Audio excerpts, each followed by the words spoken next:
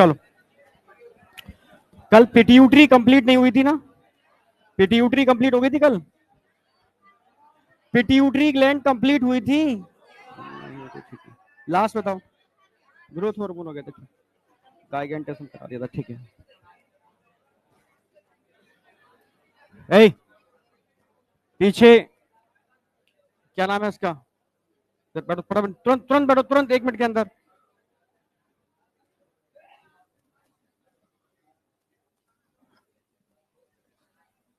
कहां से आ रही है बात जी? बस चल गया पंखा, इधर इधर इधर इधर, आप एकदम इधर फोकस, आ गया ना? चल गया ना? चल, जो हो गया बस, ओके ठीक है, इधर आ जाओ। कल हमने बात की थी बेटा, सबसे पहले भाई हार्मोन की डेफिनेशन क्या है, इसमें कोई डाउट था हार्मोन की डेफिनेशन में? भाई हार्मोन होते क्या है, 3 बातें ध्यान रखनी है। नॉन न्यूट्रिएंट होते हैं, नंबर 1। नंबर 2, इंटरसेलुलर मैसेंजर होते हैं, इंट्रासेलुलर मैसेंजर होते हैं? इंटरसेलुलर मैसेंजर होते हैं। नंबर 2, ट्रेस अमाउंट में यूज होते हैं, लार्ज अमाउंट में यूज होते हैं? ट्रेस अमाउंट में यूज होते हैं। नंबर 3 याद रखोगे। तीसरी मैंने बात की थी, 2 टाइप के बॉडी में ग्लैंड्स होते हैं, एक ऑर्गेनाइज्ड और एक अनऑर्गेनाइज्ड। ऑर्गेनाइज की बात करते हैं तो डायरेक्टली स्पेशली हार्मोन को रिलीज करने के लिए बने, वो ऑर्गेनाइज्ड है। जो ऑर्गन है पर हार्मोन भी रिलीज कर लेते हैं या कर देते हैं, तो उनको हमने अनऑर्गेनाइज्ड बोला। वो बने नहीं है इसके लिए, पर कर लेते हैं, तो क्या बोलोगे उसको? भाई ये तो अनऑर्गेनाइज्ड है, ऑर्गेनाइज्ड नहीं है। इसमें कोई डाउट था? तीसरा मैंने इसके बाद बताया था, सबसे इंपॉर्टेंट लाइन थी इसके अंदर, मैंने आपको पोजीशन ऑफ ग्लैंड्स बताई थी, ठीक है? पोजीशन में सिर्फ एक ही में कंफ्यूजन होगा कि हाइपोथैलेमस और पिट्यूटरी की पोजीशन एक साइड में होगी और पीनियल ग्लैंड की पोजीशन एक साइड में होगी, बाद बाकी का आप उसमें आइडेंटिफाई कर लोगे, इसमें मुझे नहीं लगता कोई डाउट है, ठीक है? सबसे पहले मैंने पिट्यूटरी स्टार्ट की थी। पिट्यूटरी की बात करते हैं तो मास्टर ग्लैंड होती है, सबसे छोटी ग्लैंड होती है, ठीक है? पी शेप में होती है। बस तुम्हें ध्यान रखना है इसका वेट कितना होता है, 0.5 ग्राम, ठीक है? बहुत छोटी है। मास्टर ग्लैंड इसलिए बोल रहे हैं कि बॉडी की सारी ग्लैंड को कंट्रोल करने का वो काम करती है, इसलिए इसको मास्टर ग्लैंड बोलते हैं। मास्टर का भी एक मास्टर होता है, समझ रहे हो ना मेरी बात? होता है, वो हाइपोथैलेमस है। पर हाइपोथैलेमस को हमने ऑर्गेनाइज्ड में नहीं रख दिया यहाँ पर, एनसीईआरटी ऑर्गेनाइज्ड में नहीं रख रही है, क्योंकि वो एक ब्रेन का पार्ट भी है जो बहुत सारे इनवॉल्यूंटरी रिएक्शन को कंट्रोल करता है। वो लिम्बिक सिस्टम का भी पार्ट है जो हमारे इमोशनल ब्रेन की तरह वर्क करता है। इसके अलावा उसमें न्यूरो सिक्रेटरी सेल्स होते हैं या सिक्रेटरी न्यूरॉन होते हैं या हाइपोथैलेमिक न्यूरॉन होते हैं, ठीक है? यानी कुछ ऐसे न्यूरॉन जो कुछ हार्मोन जैसे सब्सटेंस, समझ रहे हो ना मेरी बात, लाइक न्यूरोट्रांसमीटर्स, उनको रिलीज करने में कैपेबल होते हैं, और कुछ रिलीजिंग और इनहिबिटिंग टाइप के हार्मोन बनाने में कैपेबल होते हैं। सो it is also include in endocrine system. Clear? बिल्कुल, इसलिए हमने इसको एंडोक्राइन सिस्टम में इंक्लूड कर दिया है। और अनऑर्गेनाइज्ड बोल सकते हो उसको, आपको पर्टिकुलर उसके लिए नहीं बनी। कोई डाउट है? हाइपोथैलेमस, ठीक है? अब मैं हाँ, हाइपोथैलेमस रह गया तुम्हारा अभी, पिट्यूटरी की बात कराऊंगा। अब मैं बात करता हूं आगे। पिट्यूटरी के अंदर मैंने आपको सबसे पहले बताया था डायग्राम। डायग्राम के अंदर मैंने आपको बता दिया था इसके 2 लोब होते हैं, एंटीरियर और पोस्टीरियर। एंटीरियर लोब की अगर बात करता हूं तो इसका ओरिजिन क्या होगा, एक्टोडर्मल। जबकि पोस्टीरियर लोब एक्चुअल में किसका पार्ट है, हाइपोथैलेमस का ही प्रोजेक्शन है। पीछे तुरंत बैठो, पोस्टीरियर लोब हाइपोथैलेमस का ही प्रोजेक्शन है, उसी का भाग है। क्लियर? बिल्कुल, क्योंकि पोस्टीरियर लोब के अंदर हाइपोथैलेमस में मिलने वाले न्यूरॉन के टर्मिनल एक्सॉन होते हैं और कुछ नहीं होता। क्लियर है? बिल्कुल क्लियर था। अब हाइपोथैलेमस में 2 टाइप के मैंने बताया था न्यूक्लियाई होते हैं, सुपराऑप्टिक, पैरावेंट्रिकुलर। सुपराऑप्टिक न्यूक्लियाई क्या रिलीज करते हैं, supraoptic nuclei ADH, vasopressin. Paraventricular nuclei क्या रिलीज करते हैं, ऑक्सीटोसिन। इसमें कोई डाउट है? वैसोप्रेसिन वैसोप्रेसिन वेसल्स को कॉन्ट्रैक्ट कराने वाला। क्लियर है? बिल्कुल, यानी ये 2 काम करता है, वेसल्स को भी कॉन्ट्रैक्ट कराता है और यूरिन को भी डाइल्यूट होने से रोकता है, यानी एंटी डायूरेटिक हार्मोन। क्लियर है? बिल्कुल, एंटी डायूरेटिक हार्मोन, समझ रहा हूं? अरे यार, एंटी डायूरेटिक हार्मोन, यूरिन को डाइल्यूट होने से रोकने वाला हार्मोन, समझ रहे हो? अब यूरिन को डाइल्यूट होने से कब रोकेगा, जब बॉडी के अंदर पानी की कमी हो जाएगी। तो बॉडी में पानी की कमी हो रही है तो उस समय ऐसा ना हो बॉडी सरफेस से वेपर्स की फॉर्म में निकल जाए, तो उस समय क्या करना होगा, सरफेस एरिया कम करना होगा। तो बॉडी की जो वेसल्स होती है उनके सरफेस एरिया को कम करने में भी इसका रोल होता है। सो it is called vasopressin, vessels को प्रेस कराने वाला, वेसल्स को कॉन्ट्रैक्ट कराने वाला, सरफेस एरिया रिड्यूस हो और इवेपोरेशन की फॉर्म में वाटर लॉस कम से कम हो, पसीना कम से कम आए। अरे आई नहीं आई, यहां तक कोई डाउट है? पक्का? चलो यहां भी क्लियर है, ठीक है, यहां तक कोई डाउट नहीं है। वैसोप्रेसिन भी हो गया, ठीक है। चलो अब मैंने एक एक करके बात की थी, ठीक है भाई। एंटीरियर, ये पोस्टीरियर की बात हो गई, ठीक है। एंटीरियर लोब की अगर मैं बात करता हूं, उसको एडिनो हाइपोफाइसिस बोलते हैं, क्लियर, बिल्कुल, एंटीरियर लोब बोलते हैं। इसके भी दो पार्ट थे, मैंने बताया था, पार्ट्स इंटरमीडिया एंड पार्ट्स डिस्टालिस। कोई डाउट था? पार्ट्स डिस्टालिस के अंदर मैंने कुछ गुच्छे बताए हैं सेल्स के, याद हो कितने गुच्छे थे? 5, ठीक है भाई। इनको भाई ट्रॉफिक सेल्स बोल सकते हो। ट्रॉफिक सेल का मतलब है जो ट्रॉफिक हार्मोन बनाते हो। ऐसे हार्मोन जो अदर ग्लैंड के सीक्रेशन को कंट्रोल करते हैं वो ट्रॉफिक हार्मोन है, ठीक है, ये ध्यान रखना है आपको।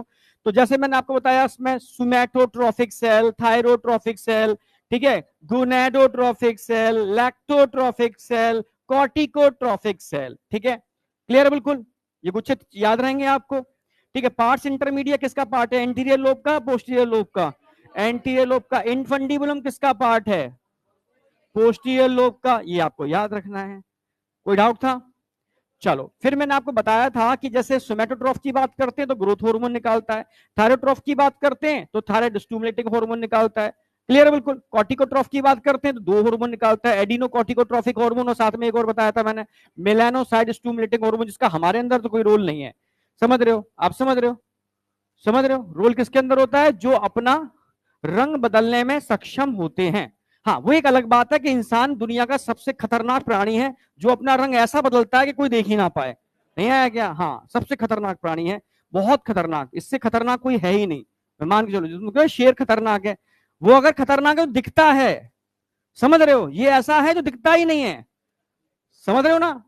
मतलब एक भोली सी सूरत के पीछे एक शैतान भी बैठा हुआ है, समझ रहे हो? तुम पहचान ही नहीं पाओगे, तो इतना खतरनाक इंसान है, ठीक है। तो एक्चुअल में गिरगिट से भी, गिरगिट तो दिखता है भाई, उसमें काम, उसमें दिख रहा है कि उसके अंदर क्या हो रहा है, रंग बदल रहा है, उसमें मेलेटोनिन अपना काम कर रहा है। हमारे अंदर मेलेटोनिन काम नहीं कर रहा। नहीं आया क्या? क्यों? क्योंकि हम उससे भी एडवांस हो चुके हैं। नहीं आया क्या? रंग बदलने में उससे भी एडवांस हो चुके हैं, इसलिए हमारे अंदर वो पार्ट वेस्टिजियल है, जो पार्ट्स इंटरमीडिया है वो वेस्टिजियल है, दिखता मतलब काम नहीं करता, ठीक है। यहां पर मेलेटोनिन हार्मोन नहीं निकलता हमारे अंदर, पर इसका होना ये बताता है कि हम सबका ओरिजिन कहीं ना कहीं ऐसी जगह से हुआ है जिनके अंदर ये फंक्शनल था। नहीं आया क्या? तो ये हम डायरेक्ट थोड़ी ना बन गए, सिस्टमेटिक वे में एवोल्यूशन हुआ है, ठीक है, समझ रहे हो भाई? रेप्टाइल पहले भाई एम्फीबिया थे, पहले फिश थे, एम्फीबिया थे, फिर रेप्टाइल बने। रेप्टाइल के पास रंग बदलने की सबसे ज्यादा कैपेबिलिटी होती है, एम्फीबिया के पास भी होती है। एम्फीबिया और रेप्टाइल दोनों कैमोफ्लैग में आते हैं। कैमोफ्लैग समझते हो? कैमिलियन कैमोफ्लैग है, जो अपने रंग को बदलने में सक्षम है, समझ रहे हो? पर ऐसा रंग जो दिखता है, समझ में आ गया? इंसान जैसा नहीं, जो दिखता नहीं है। बहुत खतरनाक है इंसान, ठीक है। हाँ, हम सब इंसान ही है भाई, ठीक है। अभी तुम बच्चे हो, उतने खतरनाक नहीं हो, ये तुम सीख रहे हो, जब बड़े हो जाओगे तो तुम परिपक्व हो जाओगे सीखने के अंदर, समझ रहे हो? यानी तुम खतरनाक हो जाओगे। पर हाँ, पांचों इंगली एक जैसी नहीं होती, कुछ परसेंट लोग हैं जिसके चीजें चल रही हैं अभी, ठीक है। अच्छे लोग भी तुम में से बहुत सारे बनेंगे, बन जाओगे तो अच्छी बात है। तो तुमने अपने अंदर प्रूफ कर दिया कि तुम इंसान हो, तुम नहीं बनते हो, राक्षस बन जाते हो, तो समझ रहे हो? तो तुमने प्रूफ ही नहीं किया तुम एक्चुअल में तुम इस श्रेणी के अंदर आने लायक हो, ठीक है।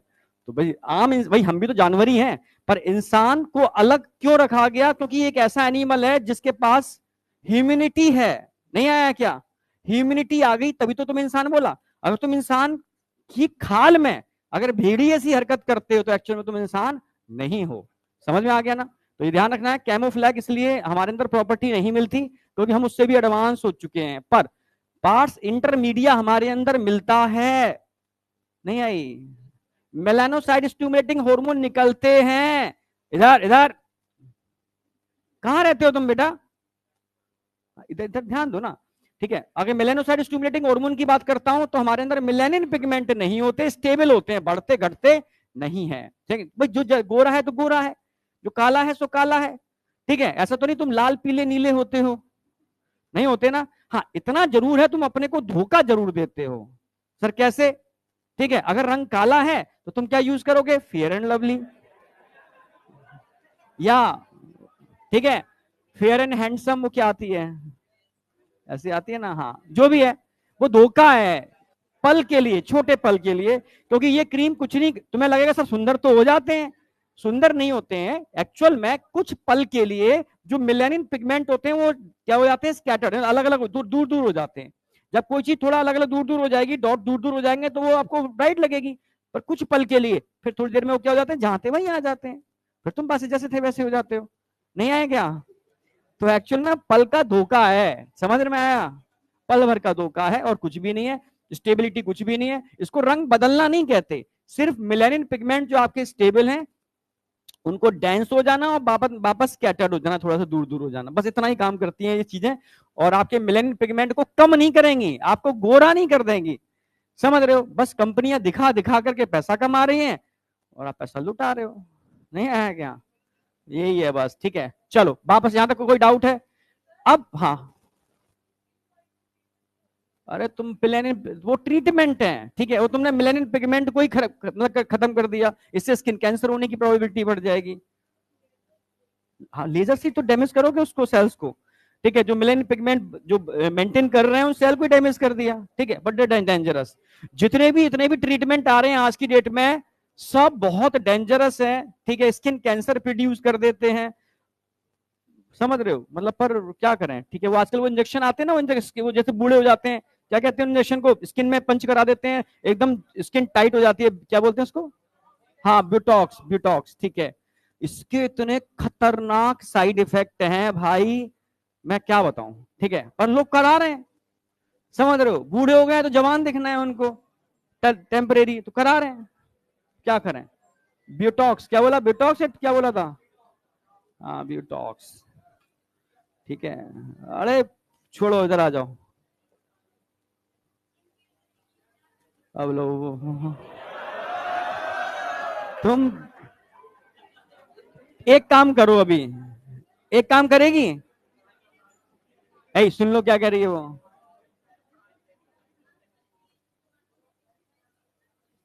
मैं अब आवाज, मेरी कान खराब हो गए हैं मेरे तो। हाँ,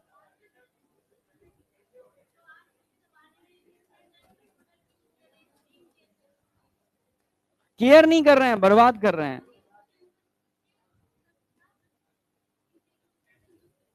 बैठ नीचे, मैं परमानेंट स्किन केयर का तरीका बताऊं, ठीक है? एक ही तरीका है, देखो, एक ही तरीका है। एक फिट जाओगे तुम सब। अरे यार, तुम मानो ना मानो, ठीक है, अभी जो समय है ना तुम्हारे लिए, कोई कैरियर का नहीं है। कैसे भी रहो, बालों को ऐसी बिखेर के रहो, समझ रहे हो? चोटी बनाओ ना बनाओ, समझ रहे हो? मुंह धो ना धो, ठीक है, बस सिलेक्शन ले लो। पर एक काम कर लेना, खाना जो तुम बता रहे केयर की, एक्चुअल में केयरिंग इंटरनल होती है। अगर आपकी इंटरनल सेल हेल्दी है तो एक्चुअल में आप अपने को मेंटेन कर रहे हो। हेल्दी रखने के लिए आपकी डाइट में विटामिन ई होना चाहिए, विटामिन ई होना चाहिए डाइट में। चेहरे पर लगाने की बात नहीं कर रहा मैं, समझ रहे हो ना? ऑटोमेटिकली नेचुरली स्किन आपकी ठीक रहेगी, समझ में आया ना? ठीक है, विटामिन ई के साथ प्रॉपर मिनरल्स होने चाहिए, प्रॉपर और विटामिन होनी चाहिए, वो एक्चुअल में जेन्युइन तरीका है। तो अच्छा खाओ भाई, लगाओ नहीं, खाओ। नहीं है क्या? तो एक्चुअल में दूसरी चीज, दूसरी चीज जो एजिंग को मतलब प्रमोट करती है, बढ़ाती है, वो है ऑक्सीडेंट। अब कहोगे सर ऑक्सीडेंट कहां होते हैं? जितना भी तुम बाहर का खा रहे हो सब में फ्री रेडिकल प्रोड्यूस होते हैं। फ्री रेडिकल स्किन तो छोड़ो, पूरी बॉडी की एजिंग कर रहे हैं, स्किन में झुर्रियां ला रहे हैं, दाग बना रहे हैं डिफरेंट टाइप के, ठीक है? तो ये सब क्या कर रहे हैं? ऑक्सीडाइज कर रहे हैं। फ्री रेडिकल का काम क्या होता है? Oxidation of body vitamin, minerals, body substance, haemoglobin, सबको ऑक्सीडाइज करने में लगे हुए हैं और एजिंग को क्या कर रहे हैं? तेजी से बढ़ा रहे हैं।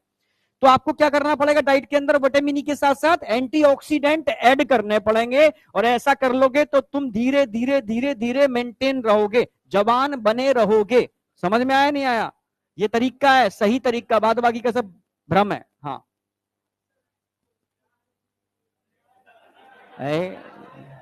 भाई वो इंसान नहीं है क्या? वो क्वेश्चन नहीं पूछ सकता क्या? हाँ चलो ठीक है, सुनना तो उसकी बात। विटामिन ई के साथ क्या खाएं, या विटामिन ई किसमें मिलती है, सोर्स पूछ रहा है। हाँ अब सुनो, अब तुम्हें यही नहीं पता तुम विटामिन ई खाते काय में हो, तुम गेहूं खाते हो, गेहूं का जो आटा खाते हो बाजार का, उसमें कुछ भी नहीं होता, वो कार्बोहाइड्रेट है, और ग्लूटीन होती है, और कुछ भी नहीं होता, और डेंजरस। जब तुम दलिया खाते हो, उसका दलिया जानते हो, गेहूं को टुकड़ा, तो उसके अंदर उसका एम्ब्रियो होता है, एम्ब्रियो के अंदर विटामिन ई होती है। तो गेहूं आटे की जगह दलिया खाना का चालू करो, पहली बात। विटामिन ई का सबसे अच्छा सोर्स जो होता है, विटामिन ई की बात कर रहा हूं, अगर तुम, वैसे एग तो मैं नहीं खाता, पर मतलब तुम खा सकते हो, तो एग भी एक अच्छा सोर्स है, ठीक है। इसके अलावा विटामिन ई फ्रूट्स के अंदर बड़ा अच्छा होती है, ठीक है, आप समझ रहे हो, और साथ में विटामिन सी उसमें ऐड करने पड़ेगी, ये बहुत इंपॉर्टेंट रोल प्ले करती है। तो खट्टे फ्रूट्स, ठीक है, साथ में आंवला। अगर तुम इंडियन आयुर्वेदा की बात करो, अब तुम्हें कोई हो सकता है आयुर्वेदा में जाए, मुझे पता नहीं, ठीक है, अगर कोई जाए तो आयुर्वेदा की जो बुक्स आती हैं उनमें पहली लाइन पढ़ोगे ना, स्टार्टिंग का जो पहला चैप्टर है, उसमें 5 अमृत फ्रूट्स के बारे में जिक्र किया है उन्होंने, जिसमें आंवला को नंबर 1 पर रखा गया है, समझ में आ गया, जिसमें भरपूर विटामिन ई होती है, भरपूर विटामिन सी होती है, इसके अलावा असेंशियल सारी चीजें होती हैं जो बॉडी को चाहिए होती हैं। आई या नहीं आई, ठीक है। और मिल्क में इसलिए नहीं बोलूंगा क्योंकि प्योर मिल्क है ही नहीं, ठीक है, पूरी दुनिया में 2% से भी कम मिल्क प्रोड्यूस होता है, 98% सब कुछ जहर है, पॉपुलेशन के हिसाब से। ये मैं नहीं बोल रहा हूं, डब्ल्यूएचओ का डेटा है, ठीक है, 98% आप जहर ले रहे हो, समझ रहे हो ना मेरी बात, क्योंकि पॉपुलेशन के हिसाब से जो मिल्क की पूर्ति है सिर्फ 2% है, 98% तो जहर है सारा। क्या, अरे अगर बिना इंजेक्शन के है, अगर तुम भैंस और गाय को ऐसा चारा खिला रहे हो जिसमें यूरिया यूरिया मतलब ये चीजें नहीं होती, तो वो सही है। हाँ वो घास में क्या पड़ा पड़ा होता है पता नहीं, ठीक है, समझ में आ गया, वापस आ जाओ उधर, ठीक है। मतलब तुम्हें क्या है ना, टॉपिक से हटके तो बड़ा इंटरेस्ट आता है।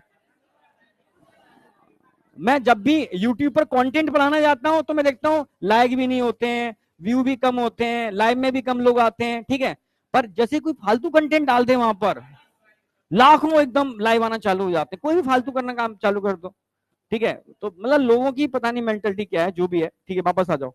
तो एंटीरियर लोब और पोस्टीरियर लोब में डिफरेंस समझ में आ गया। सबसे पहला मैंने हार्मोन बताया था ग्रोथ हार्मोन, ग्रोथ हार्मोन को हम क्या बोलते हैं, सोमैटोट्रोफिक हार्मोन, STH, याद रखोगे। 2 बातें ध्यान रखनी है, हर हार्मोन जहां पर एनसीईआरटी ने डिसऑर्डर दे रखा है, डिसऑर्डर उसका, उसके फंक्शन, समझ रहे हो ना मेरी बात, उसके फंक्शन। जैसे मैं ग्रोथ हार्मोन की बात करता हूं, ग्रोथ हार्मोन क्या कर रहा है, आपकी बॉडी की ग्रोथ करा रहा है, पर ग्रोथ आपकी स्टेबल हो चुकी है, इसका मतलब क्या है, ऐसा नहीं कि काम नहीं करेगा, आपकी बॉडी के मेटाबॉलिज्म को कंट्रोल कर रहा है, फैट प्रोटीन कार्बोहाइड्रेट के ब्रेक डाउन फॉर्मेशन को नियंत्रित कर रहा है, समझ रहे हो, यानी ब्लड ग्लूकोज लेवल को भी इनडायरेक्टली मेंटेन कर रहा है, आप समझ रहे हो। इसके अलावा ग्रोथ स्टिमुलेटिंग फैक्टर फैक्टर होते हैं, वो कार्टिलेज की ग्रोथ को स्टिमुलेट करते हैं, बोन की ग्रोथ को स्टिमुलेट करते हैं, समझ रहे हो ना, बॉडी टिश्यू की ग्रोथ को स्टिमुलेट करते हैं, एक तरीके से सिस्टम को, बॉडी को मेंटेन रखते हैं, नहीं आया क्या। तो आपके अंदर मेंटेनेंस चल रहा है जिससे आपकी स्किन बढ़िया रहे, तो ग्रोथ स्टिमुलेटिंग फैक्टर की रिक्वायरमेंट आपको भी हर समय है, चाहे हाइट आपकी पूरी हो चुकी है, 7 फीट क्यों ना हो, आप 7 फुट के क्यों ना हो, तब भी आपको जरूरत पड़ेगी। आई या नहीं आई, कोई डाउट चाची, और तुम जिंदा हो, सही सलामत हो, तो काम कर रहे हैं ना भाई, वो दिखते, तो ग्रोथ का मतलब हाइट से मतलब नहीं है, ग्रोथ का मतलब है आपकी बॉडी की कार्टिलेज को मेंटेन करना, कार्टिलेज समय समय पर टूट रही है अंदर, उनको मेंटेन कर रहे हैं, बोन टूट रही है मेंटेन कर रहे हैं, बॉडी टिश्यू टूट रहे हैं उनको मेंटेन कर रहे हैं, ये सारा काम ग्रोथ हार्मोन तो कर रहे हैं। ग्रोथ हार्मोन सिर्फ ग्रोथ स्टिमुलेटिंग फैक्टर को स्टिमुलेट करते हैं, ग्रोथ स्टिमुलेटिंग फैक्टर अलग अलग टाइप के होते हैं, बोन के अलग होते हैं, कार्टिलेज के अलग होते हैं, बॉडी टिश्यू के अलग होते हैं, वो अपना अपना जगह काम करना चालू कर देते हैं, सिंपल सी बात है, समझ में आया नहीं आया। डिसऑर्डर की बात करता हूं तो हाइपो की वजह से भी समस्या है, हाइपर की वजह से समस्या है। अगर ग्रोथ हार्मोन का सीक्रेशन अर्ली एज के अंदर, जब बच्चा बढ़ रहा होता है, उस समय कम हो जाए तो पिट्यूटरी डॉफिज्म हो जाती है, बच्चे बोने हो जाते हैं, जैसे सर्कस के बोने, मिडगिट का टर्म मैं यूज करता हूं उसके केस में, ठीक है, ऐसे बच्चे मेंटली सेक्सुअली नॉर्मल होते हैं, बट हाइट से उनकी, समझ रहे हो, डॉफिज्म हो जाती है, बस समझ में आया नहीं आया, मिडगिट। दूसरा मैंने बताया था हाइपर सीक्रेशन, हाइपर सीक्रेशन अगर अर्ली स्टेज में हो जाए तो क्या होगा, जाए, समझ रहे हो, गाइगेंटिज्म, जेंट बन जाएगा इंसान, क्या बन जाएगा, जेंट, हाइट बहुत ज्यादा हो जाएगी, क्या हो जाएगा, गाइगेंटिज्म, ठीक है। और अगर जैसे तुम्हारी हाइट बढ़ चुकी है, अब तुम्हारे अंदर अचानक से ग्रोथ हार्मोन बढ़ गए तो क्या हो जाएगा, एक्रोमेगेली, लोअर जॉ का बाहर आ जाना। और प्रैक्टिकली जब तुम देखोगे ना लोगों को, डॉक्टर से डिस्कस करोगे, ये वाली बोन होती है नेजल वाली बोन, ये बढ़ जाती है, टेल बोन बढ़ जाती है, और भी चीजें डिस्टर्ब हो सकती हैं बॉडी के अंदर। हाँ ऐसे हो सकती हैं, पर मोस्टली यहाँ पर और यहाँ पर केस ज्यादा देखने को मिलते हैं। लोअर जॉ के बाहर निकलने की प्रोबेबिलिटी बढ़ जाती है। यहां तक कोई डाउट था? अब एक हार्मोन हमारा क्लियर था, अब मैं आगे बढ़ रहा हूं। अब तेजी से लिखना, अब समझाने का नहीं है, लिखने का। पोस्टीरियर पिट्यूटरी में पूरी लिखा चुका हूं, उतना ही है। अब आवाज नहीं आनी चाहिए, बस लिखने की स्पीड होनी चाहिए आपकी, ठीक है। तो अब नंबर 2 पे क्या आएगा, T S H, thyroid stimulating hormone. अगर मैं थायराइड स्टिमुलेटिंग हार्मोन की बात करता हूं, किसको स्टिमुलेट करते हैं,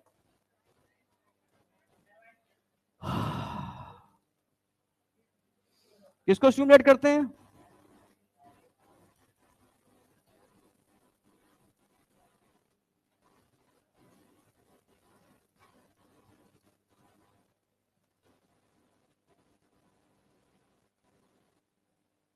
स्टिमुलेट थायराइड ग्लैंड। तब थायराइड ग्लैंड क्या रिलीज करेंगे, क्या रिलीज करेंगे, थायरोक्सिन। थायरोक्सिन क्या काम करता है, कंट्रोल करता है, कंट्रोल करता है किसको, बेसल मेटाबॉलिक रेट, बीएमआर। कोई बच्चा ऐसा तो नहीं इसको बीएमआर का मतलब ना पता हो, हाथ उठा दो, बीएमआर का मतलब नहीं पता हो, कोई बच्चा नहीं है? हाँ तो पूछ बता दिया करो, ठीक है। नहीं आता पूछा करो, ठीक है, कोई शर्म वरम नहीं है कि नहीं आता तो कोई क्या सोचेगा, ठीक है। बी मतलब होता है बेसल, एम मतलब होता है मेटाबॉलिक, आर का मतलब होता है रेट। यानी हमारे बॉडी के अंदर मेटाबॉलिज्म चल रहा है, इसको हिंदी में उपापचय बोलते हैं। क्या बोलते हैं इसको, उपापचय। उपापचय समझते हो, यानी दो टाइप के रिएक्शन चल रहे हैं बॉडी के अंदर, एक एनाबॉलिज्म और एक कैटाबॉलिज्म। एना माने होता है जुड़ना, कैटा माने होता है टूटना। आपकी बॉडी की हाइट बढ़ रही है, बढ़ रही है तो कुछ चीज जुड़ रही है तभी तो बन रही है। आपके अंदर अमाइनो एसिड जुड़ करके प्रोटीन बना रहे हैं, तो आपकी बॉडी की हाइट बढ़ रही है, ठीक है। कार्बोहाइड्रेट मतलब ग्लूकोज से आपका ग्लाइकोजन बन रहा है, फैट बन रहा है, समझ रहे, चीजें बन रही हैं, एनाबॉलिज्म।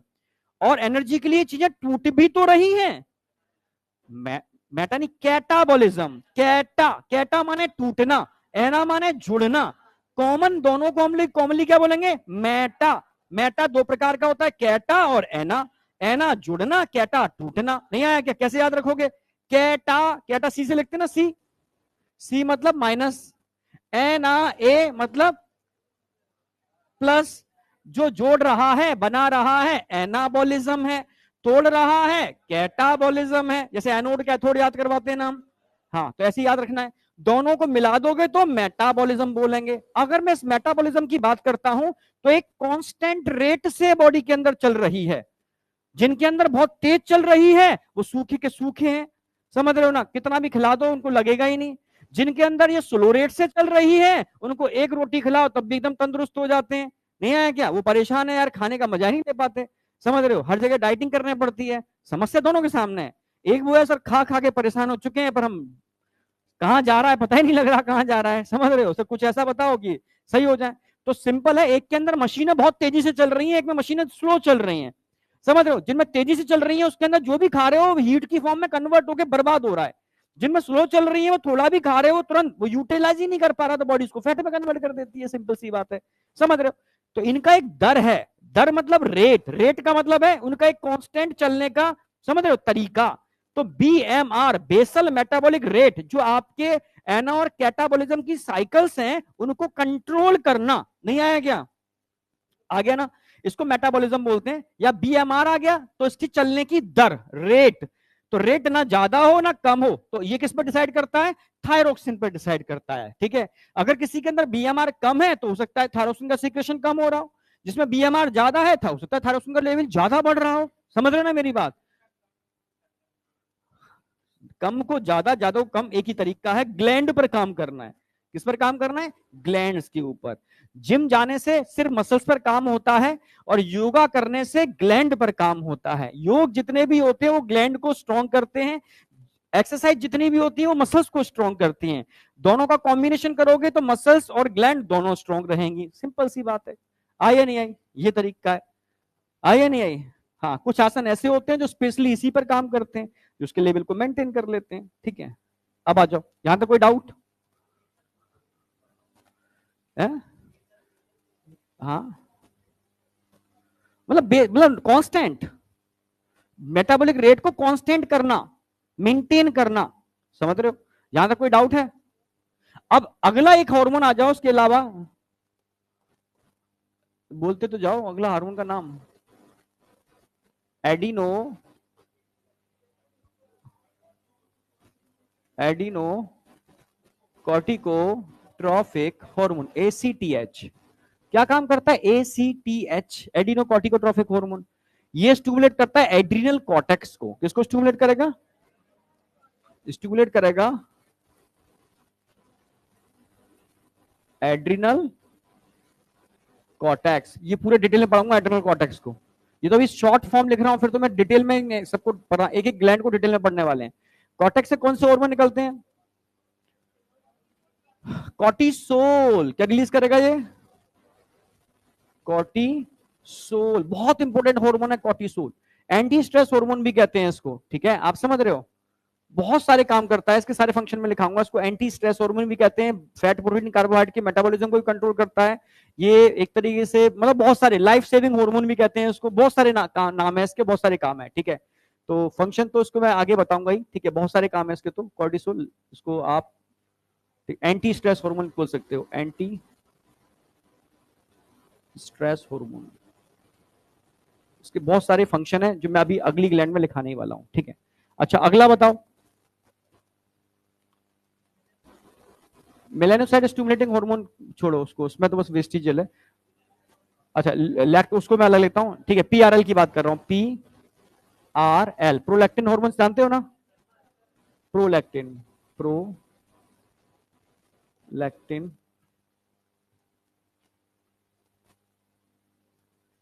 हार्मोन। प्रोलैक्टिन हार्मोन क्या काम करता है?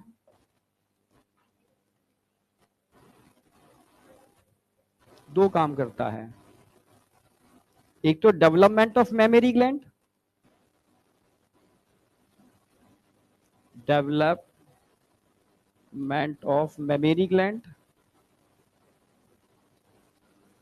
Memory glands. अच्छा, एक काम और करता है, formation of milk in memory gland, formation of milk in memory gland.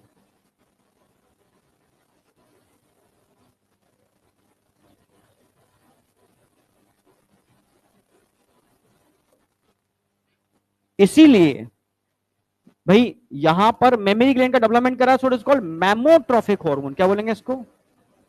Memo, mamma, mammotrophic hormone. अच्छा,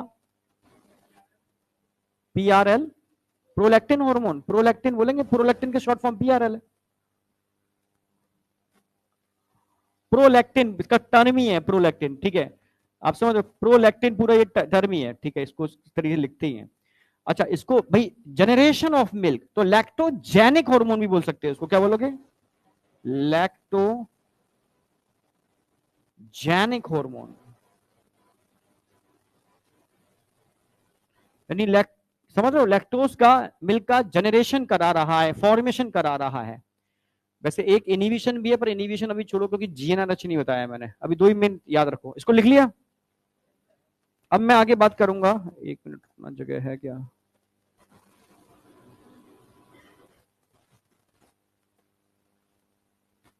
अब आ जाओ, एलएचएन एफएसएच, गोनेडोट्रोफिन हार्मोन, नंबर 5। अरे इसमें क्या लिखने को रह गया तुम्हारा? कुछ लिखा ही नहीं है मैंने तो अभी। गोनेडोट्रोफिन हार्मोन, नंबर क्या आएगा? 5।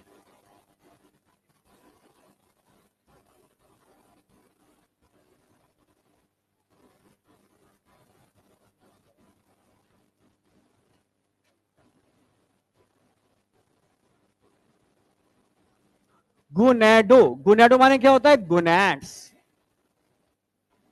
अब गोनेडोट्रोफिन हार्मोन दो होते हैं, एलएच और एफएसएच, और दोनों ही मेल में भी होते हैं और दोनों ही फीमेल में भी होते हैं। तो गोनेडोट्रोफिन की मैं बात कर रहा हूं, समझना। तो एक पूरा टेबल टाइप का ही बना दे रहा हूं, उसमें एकदम सारे पॉइंट्स हैं। डिटेल इसका ह्यूमन रिप्रोडक्शन में आने वाला है, वहां डायग्रामेटिकली डिटेल कराऊंगा एक एक चीज का, बट हिंट सारी मैं यहां दे रहा हूं, ठीक है। एक तरफ हम मेल के बारे में एक्सप्लेन कर देंगे, एक तरफ हम फीमेल के बारे में एक्सप्लेन कर देंगे, और दोनों ही हार्मोन को साथ साथ लेके चल रहे हैं।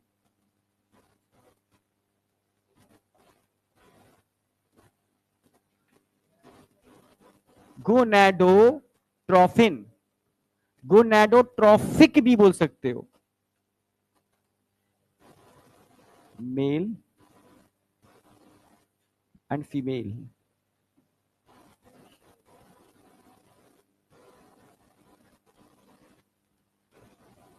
अच्छा, मेल में भी एलएचएफएसएच निकलते हैं, फीमेल में निकलते हैं एलएचएफएसएच, हाँ है ना? 12th में अच्छे से पढ़े भी हो।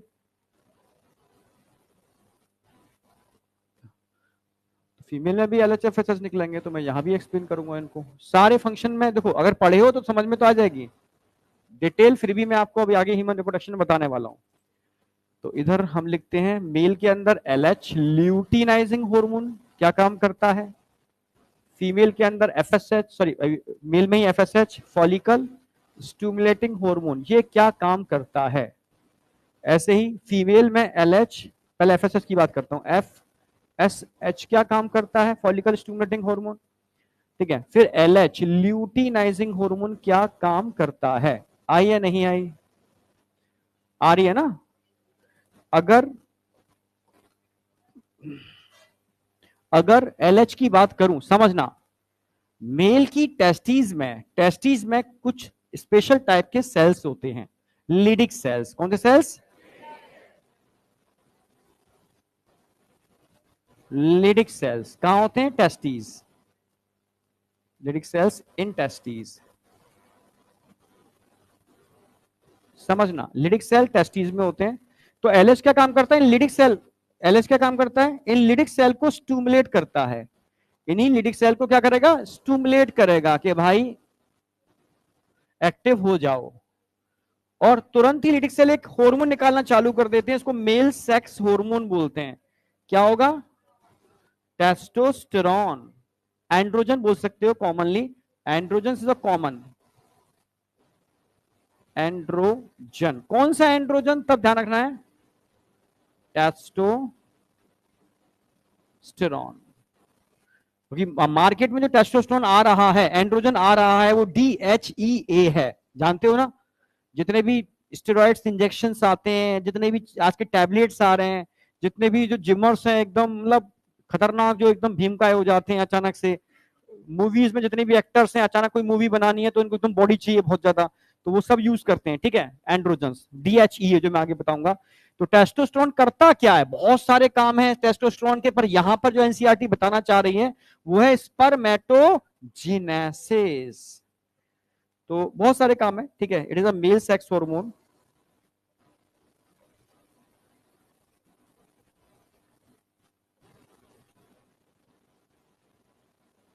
बहुत सारे काम है, पर मेन क्या कर रहा है, किसको इंड्यूस कर रहा है? स्टिमुलेट कर रहा है फॉर्मेशन ऑफ स्पर्म, यानी स्पर्मेटोजेनेसिस।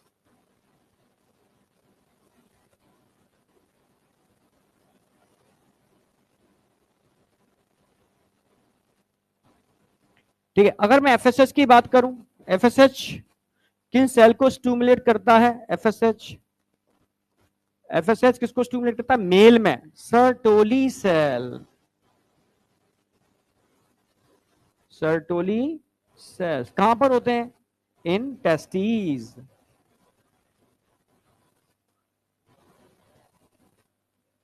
तो एफएसएच का काम क्या है? इन सर्टोली सेल को स्टिमुलेट करना कि भाई अब तुम्हारी बारी। तब सर्टोली सेल भी बहुत सारे हार्मोन निकाल लेते हैं, ठीक है, पर समझना, ये स्पर्म मैच्योरेशन फैक्टर रिलीज करते हैं, स्पर्म मैच्यूरेशन फैक्टर। साथ में अगर मैं बात करूं इसके अलावा, स्पर्म मैच्यूरेशन फैक्टर के अलावा, ठीक है, और क्या काम करते हैं, सर्टोलिसिल इनिबिन हार्मोन निकालते हैं, फंक्शन आगे समझ में आएगा। इनिबिन हार्मोन,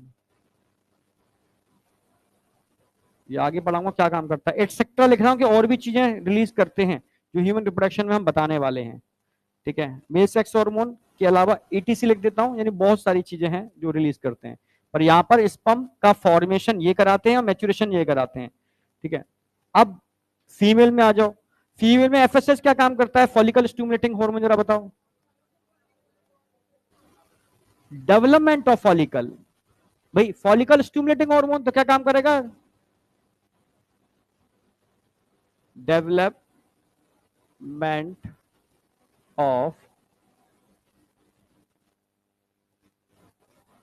कहां पर, इन ओवरी। अच्छा, फॉलिकल का डेवलपमेंट होता है, साइज बढ़ता है तो फॉलिकल से एक हार्मोन निकलता है, कौन सा हार्मोन, एस्ट्रोजन, यानी इंक्रीज सीक्रेशन ऑफ एस्ट्रोजन। भाई जैसे जैसे उसका फॉलिकल का साइज बढ़ेगा, एस्ट्रोजन का लेवल भी बढ़ेगा। और एस्ट्रोजन क्या काम, एस्ट्रोजन क्या होता है, it is a female sex hormone. Estrogen is a female sex hormone.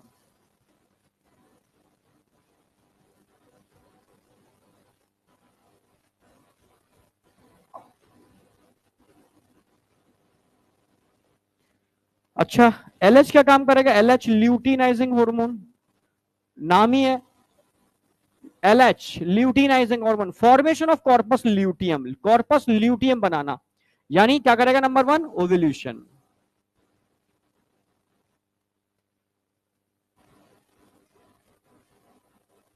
Ovulation का मतलब है ग्राफिन फॉलिकल का ब्रेक हो जाना, एग का बाहर निकल जाना, इससे क्या बनोगा, formation of corpus luteum, formation of corpus luteum. और कॉर्पस ल्यूटियम भी एक एंडोक्राइन ग्लैंड की तरह बिहेव करता है, हाँ या ना। तो कॉर्पस ल्यूटियम क्या रिलीज करेगा। अच्छा, इसके अलावा ध्यान रखना है, कॉर्पस ल्यूटियम के अलावा एक मैं एक फंक्शन और लिख रहा हूं, मेंटेन, मेंटेन कॉर्पस ल्यूटियम को मेंटेन करने का भी काम एलएच करता है, maintain size of corpus luteum, ठीक है। और क्या काम करेगा, कॉर्पस ल्यूटियम रिलीज। अब कॉर्पस ल्यूटियम एंडोक्राइन ग्लैंड की तरह बिहेव करेगा, क्या रिलीज करेगा, ये आप जानते हो, रिलीज प्रोजेस्टेरॉन,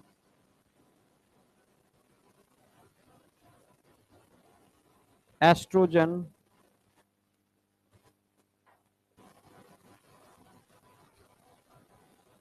हाँ बेटा, कौन सा वाला, इनिबिन बताऊंगा अभी, ये इनिबिट करता है, एक्चुअल में फीडबैक इनिबिशन करता है, ठीक है। एफएस जीएनआरएच के सीक्रेशन को रोकने का काम करता है। ये मैं अभी पूरा मैकेनिज्म बताऊंगा, उसको अभी तो लिख लो, यहां तो अभी तुम डिटेल नहीं आएगा, क्योंकि इनिबिन का पूरा मैकेनिज्म ही उसमें ही आएगा, ठीक है। ये बहुत सारे काम करता है इनिबिन, और जब फॉलिकल डेवलप हो रहे होते हैं तब भी इनिबिन निकलता है, ठीक है। जो डोमिनेंट फॉलिकल होता है उसको छोड़ करके रिमेनिंग फॉलिकल के डेवलपमेंट को रोक देता है, ठीक है। बहुत सारी चीजें हैं, वो तो अभी आगे आएंगी साइकिल्स के अंदर, सबके फंक्शन तो, हाँ, प्रोजेस्टेरॉन, एस्ट्रोजन, इनिबिन यहां से भी निकलता है, पर जरूरत नहीं है, एटसेट्रा लिख दो, ईटीसी, डिटेल तो आगे ह्यूमन रिप्रोडक्शन की बात है। मेन पॉइंट सारे आगे जो यहाँ हार्मोन में पता होने चाहिए। हार्मोन में तो बस इतना ध्यान रखना है कि एंड्रोजन स्पर्मेटोजेनेसिस को इंड्यूस करते हैं, ये आता है, ठीक है। और एफएसएच क्या काम कर रहे हैं, स्पर्म मैच्योरेशन फैक्टर को रिलीज कर रहे हैं, ये इतना आता है। ये फीमेल सेक्स हार्मोन है, फीमेल के सेकेंडरी सेक्सुअल कैरेक्टर को मेंटेन करता है। एस्ट्रोजन बनता किससे, जो फॉलिकल डेवलप होते हैं उनसे बनता है। इसको कौन बना रहा है, इसको बनाने वाला एक ही हार्मोन है, FSH, follicle stimulating hormone. LH की बात करते हैं तो एलएच क्या काम कर रहा है, ओव्यूल्यूशन करा रहा है, समझ लो, फॉर्मेशन ऑफ कॉर्पस ल्यूटियम बना रहा है, क्योंकि जब फॉलिकल फटेगा तो एग तो बाहर निकल आएगा और एग के बाहर निकलते ही बचा हुआ ruptured graphene follicle corpus luteum कहलाएगा, कॉर्पस ल्यूटियम कहलाएगा। समझ रहे हो, क्योंकि इसमें ल्यूटिन प्रोटीन का डिपोजिशन हो जाएगा। ये पूरी मैकेनिज्म है जो मैं अभी ह्यूमन रिप्रोडक्शन में पढ़ाऊंगा, ये आपको समझ रहे हो ना, तो बस ध्यान रखो। और साथ में कॉर्पस ल्यूटियम कुछ दिनों तक मेंटेन रखता है अपने साइज को, 14 दिन तक। तो किसकी वजह से? एलएच की वजह से। जिस दिन एलएच का लेवल डाउन होता है उसी दिन कॉर्पस ल्यूटियम डीजनरेट कर जाता है और कॉर्पस एल्बाइकेंस बन जाता है और साइकिल फिर चालू हो जाती है। ठीक है, तो ये सारे पॉइंट कवर्ड हैं इसके अंदर। ठीक है, सब कुछ कवर्ड है, इतना लिख डालो बस तेजी से। यस, रप्चर्ड ग्राफिन फॉलिकल को ही हम कॉर्पस ल्यूटियम बोलते हैं। क्या? अरे एलएच मेंटेन कर रहा है ना, एलएच का लेवल जब तक बढ़ा रहेगा तब तक वो कॉर्पस ल्यूटियम मेंटेन रहेगा। जिस दिन LH down, corpus luteum degenerate कर जाएगा। बनाने में भी रोल है, उसको मेंटेन, साइज को मेंटेन करने में भी रोल है। हाँ बेटा,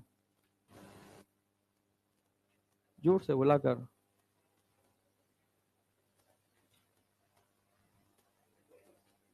तू खा के आता है, नहीं खाता कुछ? हाँ तो बोल फिर ढंग से। हाँ हाँ, एफएसएच हार्मोन जो है, यस, साइज बढ़ेगा तो एस्ट्रोजन का लेवल बढ़ेगा, क्योंकि एस्ट्रोजन निकलता ही फॉलिकुलर सेल से है। ठीक है, फॉलिकल के सेल्स होते हैं वही तो एस्ट्रोजन बनाते हैं। ओवरी के अंदर फॉलिकल्स के सेल ही तो एस्ट्रोजन बना रहे हैं। हाँ हाँ, stress hormone anti stress hormone होता है, स्ट्रेस हार्मोन नहीं होता। क्या? अरे स्ट्रेस कोई हार्मोन की वजह से थोड़ी ना होता है, तुम्हारी सोच की वजह से होता है। अरे यार, सिर्फ जब इंसान की सोच बुढ़ापे वाली हो जाती है, इंसान कोई चीज मेंटेन नहीं कर पाता, तभी तो ये स्ट्रेस टर्म बच्चों में था ही नहीं। ये तुम्हारी नई जनरेशन के बच्चे सोशल मीडिया देख करके सीख गए स्ट्रेस। समझ रहे हो? एक बार को जो स्लम बच्चे होते हैं उनसे पूछना स्ट्रेस क्या होता है? कहा बोल रहा है तू? नहीं है? जब तुम बच्चे से पूछना तू स्ट्रेस जानता है, स्ट्रेस क्या होता है? उससे कहेगा स्ट्रेस क्या होता है भाई, हमें जाना ही नहीं है स्ट्रेस, क्योंकि ये पढ़े लिखे बच्चे लोगों की देन है स्ट्रेस। समझ रहे हो ना? हाँ, गांव के लोगों से पूछो, मेहनत करते हैं, जो फार्मूला चलाते हैं, स्ट्रेस क्या होता है? जब इंसान निठल्ला हो जाता है, जब इंसान के अंदर मक्कारी छाती है, जब इंसान का दिमाग खाली हो जाता है, शैतान का घर बन जाता है, तब उसके अंदर स्ट्रेस नाम की चीज पैदा होती है। समझ में आया? क्या? एंटी स्ट्रेस का मतलब है आपकी बॉडी अनफेवरेबल कंडीशन में है, तब ये भाई बॉडी को पता किस वजह से स्ट्रेस है। समझ रहे हो? बॉडी अनफेवरेबल है। जैसे मान ले तुझे अभी मैंने घुमा के एक चांटा दिया, नहीं आया सबके सामने, गर्ल्स भी बैठी हैं यहां पर, समझ रहे हो? अब तूने कहा मेरी तो बेइज्जती कर दी इन्होंने, नहीं आया क्या? अब तू परेशान रहेगा, बस बेइज्जती हो गई मेरी, सब कुछ हो गया। समझ रहे हो? तेरा हार्ट अलग काम करेगा, लंग्स की स्पीड अलग हो जाएगी, तेरी बॉडी अंदर से अनकंफर्ट हो जाएगी। और जब बॉडी अनकंफर्ट होगी तो बॉडी टॉक्सिक मटेरियल निकालेगी बॉडी के अंदर, जो हो सकता है तेरे को हेडेक कर दे, हो सकता है तेरे अंदर नेगेटिविटी लेकर, मतलब समझ रहे हो, बहुत सारी डैमेज करना चालू कर देंगे बॉडी के अंदर, बहुत सारी चीजें टूटना चालू हो जाएंगी। क्या? वो अलग है, वो भी एक एंटी स्ट्रेस हार्मोन है। ठीक है, पर यहां पर हम बात करते हैं कॉर्टिसोल। कॉर्टिसोल बहुत सारे काम करता है उस समय, आपके इम्यून सिस्टम पर काम करता है, आपके बॉडी के ग्लूकोज लेवल को बढ़ाता है। ठीक है, वो इमरजेंसी हार्मोन है, वो इमरजेंसी में निकलता है, एक हार्मोन थोड़ी ना एक साथ में काम करता है। ठीक है, मानो किसी की किडनी निकल गई दोनों, ठीक है, समझ रहे हो, तो एड्रेनलिन की जगह कोई और काम करेगा, फिर ये सब मिलके काम करते हैं। हाँ, क्या? जोर से बोल। ऐसी एसीटीएच? कौन सी एसीटीएच? एडिनोकॉर्टिकोट्रोफिक हार्मोन। रुक जाओ भाई, ये तो एक लाइन लिखाई है मैंने, तुम्हें ग्लैंड पढ़ाई नहीं है, तुम एबीसीडी का ए पढ़ते हो, कहानी बनाना चालू कर देते हो। पढ़ोगे तो समझ में आया कितने सारे काम करता है, अभी तो कुछ लिखाया ही नहीं है मैंने। तुम क्या एनसीईआरटी भी नहीं पढ़ पा रहे हो और तुम डॉक्टरी की बातें करना चालू कर देते हो। अभी मेरी बात सुन लो पहले, मेरी बात सुन लो सारे के सारे, तुम अपने को पहचान लो, तुम पढ़ क्या रहे हो। तुम एक छोटी सी किताब पढ़ रहे हो 12th की, 11th की, एनसीईआरटी। अब तुम्हारे दिमाग में यह आता है कि एनसीईआरटी पढ़ के ही मैं डॉक्टर बन जाऊंगा, मुझे एमबीबीएस करने की जरूरत नहीं है, तो तुम बहुत बड़े बेवकूफ हो। नहीं आया क्या? तुम सिर्फ डॉक्टर बनने के लिए नहीं पढ़ रहे हो, तुम एक एग्जाम क्वालिफाई करने के लिए बन रहे हो। और वो एग्जाम उस किताब से आता है। उस किताब में गलत भी लिखा है तो तुम्हें गलत याद रखना पड़ेगा। उस किताब में कोई बहुत सारी आपकी तैयारी नहीं लिखी, कुछ छोटे छोटे टॉपिक्स दे रखे हैं, उनको तुम्हें स्टैंडर्ड अंडरस्टैंडिंग रखनी है, जो तुम एग्जाम क्वालिफाई कर पाओ। और तुम सोचो कि उतना पढ़ के मैं साइंटिस्ट बन जाऊंगा, उतना पढ़ के मैं बहुत बड़ा महान बन जाऊंगा। नहीं आया क्या? तो तुम्हारी बहुत बड़ी बेवकूफी है। वो तुम जब एमबीबीएस करोगे और पीजी करोगे तब तुम्हें नॉलेज आएगी क्या है। तो पहली प्रायोरिटी क्या है? वहां तक पहुंचना है, और वहां तक पहुंचने के लिए एनसीईआरटी पर मास्टरी करनी पड़ेगी, उसकी लाइनों को समझना पड़ेगा। इतना ही दिमाग रखो कि मुझे उस पर मास्टरी करनी है। अब मैं स्ट्रेस में खो गया या कहां चला गया, उधर उधर कोरिलेट कर रहा हूं, तो तुम एक्चुअल में सही पाथ पर नहीं हो, भटक रहे हो। मैं हिंट दे रहा हूं मैं, बस और कुछ नहीं है। यहां पर आ जाओ, मैं आगे बढ़ रहा हूं, बस सर सर नहीं अब। ट्रॉफिक हार्मोन या ट्रॉफिन एक ही बात होती है। ट्रॉफिक हार्मोन जो दूसरे सेल के सीक्रेशन को कंट्रोल करते हैं वो ट्रॉफिक हार्मोन है। समझ रहे हो? ये दो, ये LED cell control, testis control, वो ओवरी कंट्रोल कर रहे हैं। समझ में आ गया क्या? क्यों नहीं बोल सकते? ट्रॉफिक हार्मोन या गोनाडोट्रोफिन एक ही बात है ना, कह तो रहा हूं मैं, कहां बोला मैंने गोनाडोट्रोफिन नहीं बोल सकते? सोए रहते हो अपने, किस दुनिया में सोए हो? चलो आ जाओ। अब बताओ, यहां तक कोई डाउट है? एंटीरियर के सारे हार्मोन हो चुके हैं, ठीक है। और पोस्टीरियर के हार्मोन मैंने फ्लो डायग्राम में ही लिखा दिए हैं। अब मैं सीधे हाइपोथैलेमस पर आ रहा हूं, ठीक है।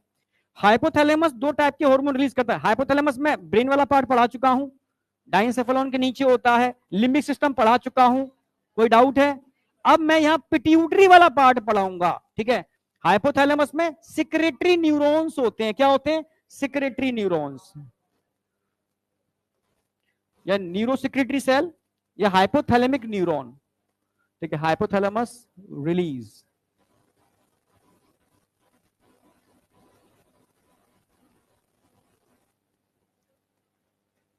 या ऐसे समझो,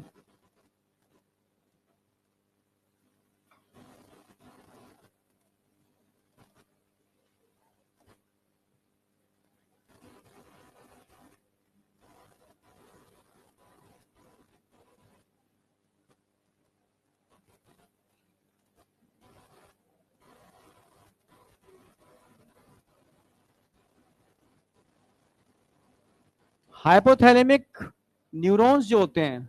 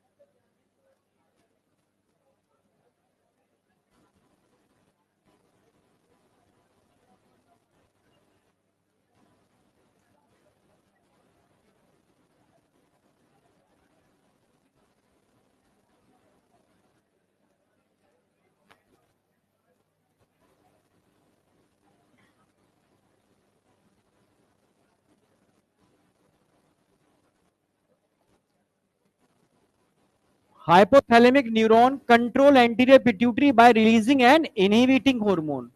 तो एक तरफ तो लिखोगे इनहिबिटिंग हार्मोन, एक तरफ लिखोगे रिलीजिंग हार्मोन, समझना।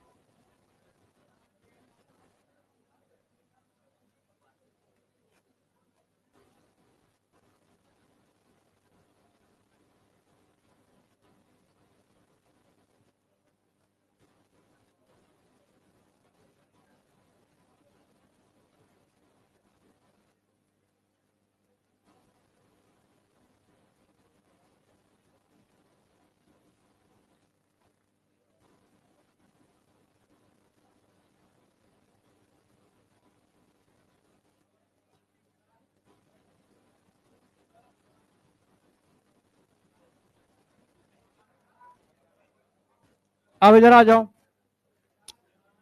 मैंने बताया था पिट्यूटरी में कुछ सेल्स थे, सोमैटोट्रॉफिक सेल, सोमैटोट्रॉफ, थायरोट्रॉफ, कॉर्टिकोट्रॉफ, गोनाडोट्रॉफ, लैक्टोट्रॉफ, याद आया? आया नहीं आया? अभी डायग्राम में बनाया था, ठीक है। मैंने बता दिया ये सेल एंटीरियर पिट्यूटरी में मिलते हैं, पोस्टीरियर में नहीं मिलते। आए नहीं आई? तो ये सेल क्या रिलीज करेंगे? हार्मोन बनाएंगे। कब बनाएंगे? जब हाइपोथैलेमस बोलेगा। हाइपोथैलेमस कब बोलेगा? वो रिलीजिंग हार्मोन रिलीज करेगा, जैसे GH growth hormone releasing hormone, ठीक है। TSH रिलीजिंग हार्मोन, बस RH लगा देंगे। Corticotrophic releasing hormone, gonadotrophic releasing hormone, prolactin releasing hormone. कोई डाउट? तो रिलीजिंग हार्मोन कहां से निकल रहे हैं? हाइपोथैलेमस से। ये पोर्टल सिस्टम के थ्रू, किसके थ्रू? पोर्टल सिस्टम के थ्रू, पोर्टल सर्कुलेशन के थ्रू कहां पर आएंगे? एंटीरियर पिट्यूटरी में। वहां पर इन सेल से क्या बोलेंगे कि भाई एक्टिव हो जाओ और अपने हार्मोन बनाना चालू कर दो। तो एंटीरियर पिट्यूटरी में इन सेल्स के अंदर फॉर्मेशन ऑफ हार्मोन होगा जब GHRH, अच्छा, गोनाडो ग्रोथ हार्मोन रिलीजिंग हार्मोन का एक नाम और होता है, सोमैटोकाइनिन बोलते हैं। क्या बोलते हैं इनको? सोमैटोकाइनिन। बहुत इंपॉर्टेंट क्वेश्चन बनता है इसके ऊपर। सोमैटोकाइनिन, क्राइनिन मतलब सीक्रेशन। तो सोमैटोकाइनिन किसको स्टिमुलेट करते हैं? सोमैटोट्रोफिन। नहीं आया क्या? सोमैटोट्रॉफ को रिलीज करते हैं, स्टिमुलेट करते हैं। तब सोमैटोट्रॉफ सेल क्या रिलीज करते हैं? सोमैटोट्रॉफिक हार्मोन, यानी सोमैटोट्रॉफिक हार्मोन। यानी क्या बताया था मैंने? STH। अरे बताया था ना, समझे नहीं समझे? अरे भाई, हाइपोथैलेमस रिलीज करते हैं ग्रोथ हार्मोन रिलीजिंग हार्मोन, जिसको हम क्या बोलते हैं? सोमैटोकाइनिन। जो किसको स्टिमुलेट कर रहे हैं? Secretion of somatotrophic hormone. नहीं आया क्या? ऐसे ही थायराइड स्टिमुलेटिंग हार्मोन किसके सीक्रेशन को, किसको स्टिमुलेट करेंगे? थायरोट्रॉफ को। तो थायरोट्रॉफ क्या रिलीज करेगा? थायरोट्रॉफिक हार्मोन, मतलब TSH, TSH, thyroid stimulating hormone. नहीं आया क्या? अब कॉर्टिकोट्रॉफिक रिलीजिंग हार्मोन किसको स्टिमुलेट करने वाले हैं? कॉर्टिकोट्रॉफिक हार्मोन कॉर्टिकोट्रॉफ को, जो कहां होते हैं? एंटीरियर पिट्यूटरी में। तब ये क्या बनाएंगे? ये दो हार्मोन बनाएंगे। कौन कौन से हार्मोन बनाएंगे? दो हार्मोन। अरे भाई बोल तो दो। एडिनो कॉर्टिकोट्रॉफिक हार्मोन और मेलानोसाइट स्टिमुलेटिंग हार्मोन। पर ह्यूमन में इसका कोई रोल ही नहीं है। अच्छा, गोनाडोट्रॉफिक हार्मोन किसको स्टिमुलेट करेंगे? गोनाडोट्रॉफ। कहां होते हैं? एंटीरियर पिट्यूटरी में। तब ये क्या बनाएंगे? दो हार्मोन बनाएंगे, FSH और LH, LH एंड FSH। समझ गए ना मेरी बात? अब जैसे PRH किसको स्टिमुलेट करेगा? लैक्टोट्रॉफ को। तो लैक्टोट्रॉफ क्या बनाएगा? PRL, PRL, prolactin hormone. कोई डाउट? और यहां तक समझ में आया नहीं आया? अरे भाई बता तो दो। हाँ, अब तुम्हें क्या लग रहा है? ये सेल आते रहेंगे, स्टिमुलेट करते रहेंगे, हार्मोन बनते रहेंगे, तो ऐसे तो बनते ही रहेंगे ना। रोकना भी तो है। अब रोकने के लिए, अब तुम्हें ध्यान रखना है, यहां पर रोकने के लिए इनहिबिटिंग हार्मोन भी निकलते हैं। तो हाइपोथैलेमस को जब लगता है कि मुझे अब ग्रोथ नहीं करानी, रोकनी है, ग्रोथ को क्या करना है? स्टॉप करना है, रोकना है, तो इनहिबिटिंग हार्मोन रिलीज करेंगे। अगर मैं तुमसे कहूं सोमैटोट्रॉफिक हार्मोन को रोकने वाले हार्मोन कौन से होते हैं? भाई सोमैटोकाइनिन रिलीज कराते हैं। रोकने के लिए कौन होगा? सोमैटोस्टैटिन। सोमैटोस्टैटिन। अब तुम कंफ्यूज हो गए, सोमैटोकाइनिन, सोमैटोट्रॉफिन, सोमैटोस्टैटिन। आ गया? अरे कंफ्यूजन आएगा भाई, ध्यान रखना। ये क्या कर रहे हैं? इनहिबिट कर रहे हैं। It is a inhibiting hormone. जैसे ही PRL रिलीज किसको किसको स्टिमुलेट करेगा? PRH, लैक्टोट्रॉफ को। तब लैक्टोट्रॉफ कौन से हार्मोन बनाएंगे? PRL। तो PRL के सीक्रेशन को रोकेगा कौन? डोपामाइन। कौन? Dopamine. It is a inhibitory neurotransmitter, मैं बता चुका हूं आपको। तो डोपामाइन क्या काम करेगा? पीआरएल के सीक्रेशन को रोकेगा। कौन है ये भाई? मैं सच कह रहा हूं, बंदर बनोगे तुम आगे जा करके। ये तुम यार, बहुत सारी चीजें हैं जीवन के अंदर जो अज्ञानता में तुम कर तो लेते हो, मत किया करो, ठीक है? चलो, यहां तक समझ में आया नहीं आया? कुछ है थोड़ी नहीं। ये भाई हाइपोथैलेमस है, ऊपर कौन है? हाइपो, नीचे कौन है? पिट्यूटरी। अब पिट्यूटरी को कौन सा हार्मोन निकालना है किसको पता? पिट्यूटरी के पास कोई दिमाग थोड़ी ना है। पिट्यूटरी कोई ब्रेन का पार्ट थोड़ी ना है, वो तो ग्लैंड है एक। तो कोई ऐसा चाहिए जो इंटेलिजेंट हो, समझदार हो, ग्लैंड का भी काम करता हो, ब्रेन का भी काम करता हो, तो वो एक ही है। मास्टर का भी मास्टर हाइपोथैलेमस, समझ रहे हो? उसको सब पता है, उसको कब पता है कब क्या कराना है, समझ रहे हो? तो जैसे ही टाइम आता है तो हाइपोथैलेमस पिट्यूटरी के जो 5 टाइप के सेल्स है ना, इनको स्टिमुलेट करता है रिलीजिंग और इनहिबिटिंग हार्मोन के थ्रू। जब कोई हार्मोन बनाना होता है तो रिलीजिंग वाले हार्मोन रिलीज कर देता है, तो बनाना चालू कर देते हैं। रोकना होता है तो इनहिबिटिंग वाले हार्मोन रिलीज कर देता है, वो रुक जाते हैं। अब तू लिखने में लग गई, इधर देख, क्या है इसका नाम? तू समझा तो कर, लिखने का टाइम मिलेगा। नोट्स तो तू छाप लेगी किसी से भी, छपे हुए मार्केट में मिलते हैं, कोटा में तो मिलते हैं, बिकते हैं नोट्स, ये जानते हो? तूने खरीदे हैं क्या? तेरी मुस्कुराहट बता रही है तूने खरीदे हैं।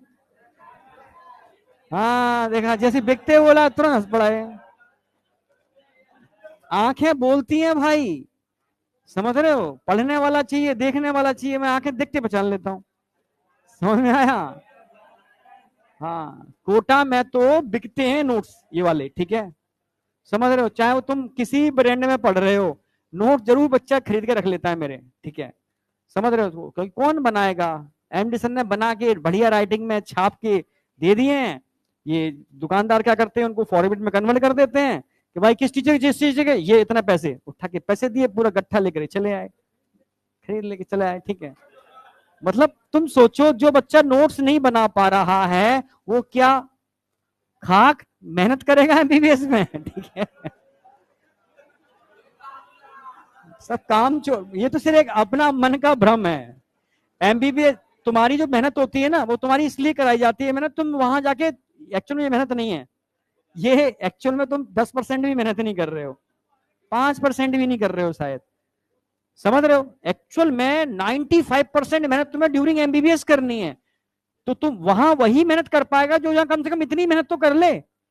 तो यहाँ पर एक फिल्टर लगा दिया है, फिल्टर समझते हो ना, कि भाई इस फिल्टर को क्रॉस जो कर लेगा वही उस मेहनत को करने में सक्षम होगा, बाद बाकी कचरा हटा देंगे यहाँ नीचे से, ठीक है? यही है, नहीं समझ में आया? हर स्टेप पर फिल्टर लगे हैं। उधर एमबीबीएस का सिर्फ एक फिल्टर लगा हुआ है पीजी के लिए। तो फिल्टर क्रॉस करते जाओगे तो जो तुम्हारे में जो एकदम सोना चांदी हीरे होंगे तुम में से, वो वहां तक पहुंचेंगे, बाद बाकी फिल्टर में पीछे रह जाएंगे। कोशिश सारे करते हैं, अब तुम सबसे अलग क्या कर पाते हो तुम पर डिसाइड करता है, समझ रहे हो? हाँ, यस, उस ग्लैंड को स्टूमुलेट करने के लिए हार्मोन बन रहा है। अरे पूरा पिट्यूटरी कल पढ़ाया है मैंने, एंटीरियर पिट्यूटरी के ये सेल्स बताए थे मैंने, ये ग्लैंड है, ये हाइपोथैलेमस से ये रिलीज हो रहा है, ये रिलीज हो रहा है, ये एंटीरियर पिट्यूटरी अलग है। यहां से हार्मोन निकलेगा, इसको स्टिमुलेट करेगा, तब ये हार्मोन निकलेगा, यहां से हार्मोन निकलेगा, इसको स्टिमुलेट करेगा, तब ये हार्मोन बनेगा, यहां से हार्मोन निकलेगा, इसको स्टिमुलेट करेगा, तब ये हार्मोन बनेंगे, यहां से हार्मोन निकलेगा, इसको स्टिमुलेट करेगा, तब जाके एलएचएफएसएच बनेंगे, यहां से हार्मोन निकलेगा, तब स्टिमुलेट करेगा, तब प्रोलैक्टिन बनेगा, लैक्टोजेनिक हार्मोन, ठीक है? लैक्टोट्रॉफ, तब प्रोलैक्टिन बनेगा। नहीं आई क्या? ये ट्रॉफिक, ट्रॉफिक, समझ रहे हो ना मेरी बात? ये ट्रॉफिक सेल को स्टिमुलेट करने वाले रिलीजिंग हार्मोन हैं, हाइपोथैलेमस से निकल रहे हैं, हाइपोथैलेमिक न्यूरॉन इनको बना रहे हैं। आई या नहीं आई? अरे यार, अब भाई हार्मोन निकलते थोड़ी ना रहेंगे, इनको रोकना भी तो है। तो जब जरूरत नहीं होती है, यही हाइपोथैलेमस क्या रिलीज करता है? Inhibiting hormone, somatostatin. अब कंफ्यूजन कहां आएगा? सोमैटोक्राइनिन, सोमैटोट्रोफिन, सोमैटोस्टैटिन। जब क्राइनिन आ जाए मतलब रिलीजिंग हार्मोन, स्टैटिन आ जाए इनहिबिटिंग हार्मोन। ठीक है, सोमैटोट्रोफिक हार्मोन आ जाए, यानी एसटीएच ग्रोथ हार्मोन की बात कर रहा है। ये मिलते हुए आएंगे तीनों, ध्यान रखना। सर ये तो समझ में आ गया ये इनहिबिटिंग हार्मोन है, ये भी समझ में आ गया इनहिबिटिंग हार्मोन है, सर इनका इनहिबिशन कौन करेगा? समझ में आया? ये अपना इनहिबिशन खुद करते हैं बाय फीडबैक इनहिबिशन। समझ में आया नहीं आया? ये क्या करते हैं? फीड बैक, मतलब अगर इन हार्मोन का मात्रा बढ़ जाए तो ये हार्मोन खुद अपने बनने को रोक देते हैं, इसी को बोलते हैं फीडबैक इनहिबिशन। आई या नहीं आई? ये क्या हुआ?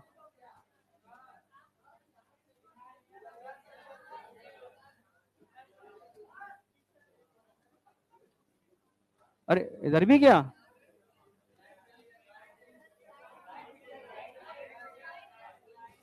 अच्छा, कोई नहीं कोई नहीं कोई नहीं कोई नहीं, चलो समझे। अब यहां कोई डाउट है किसी को?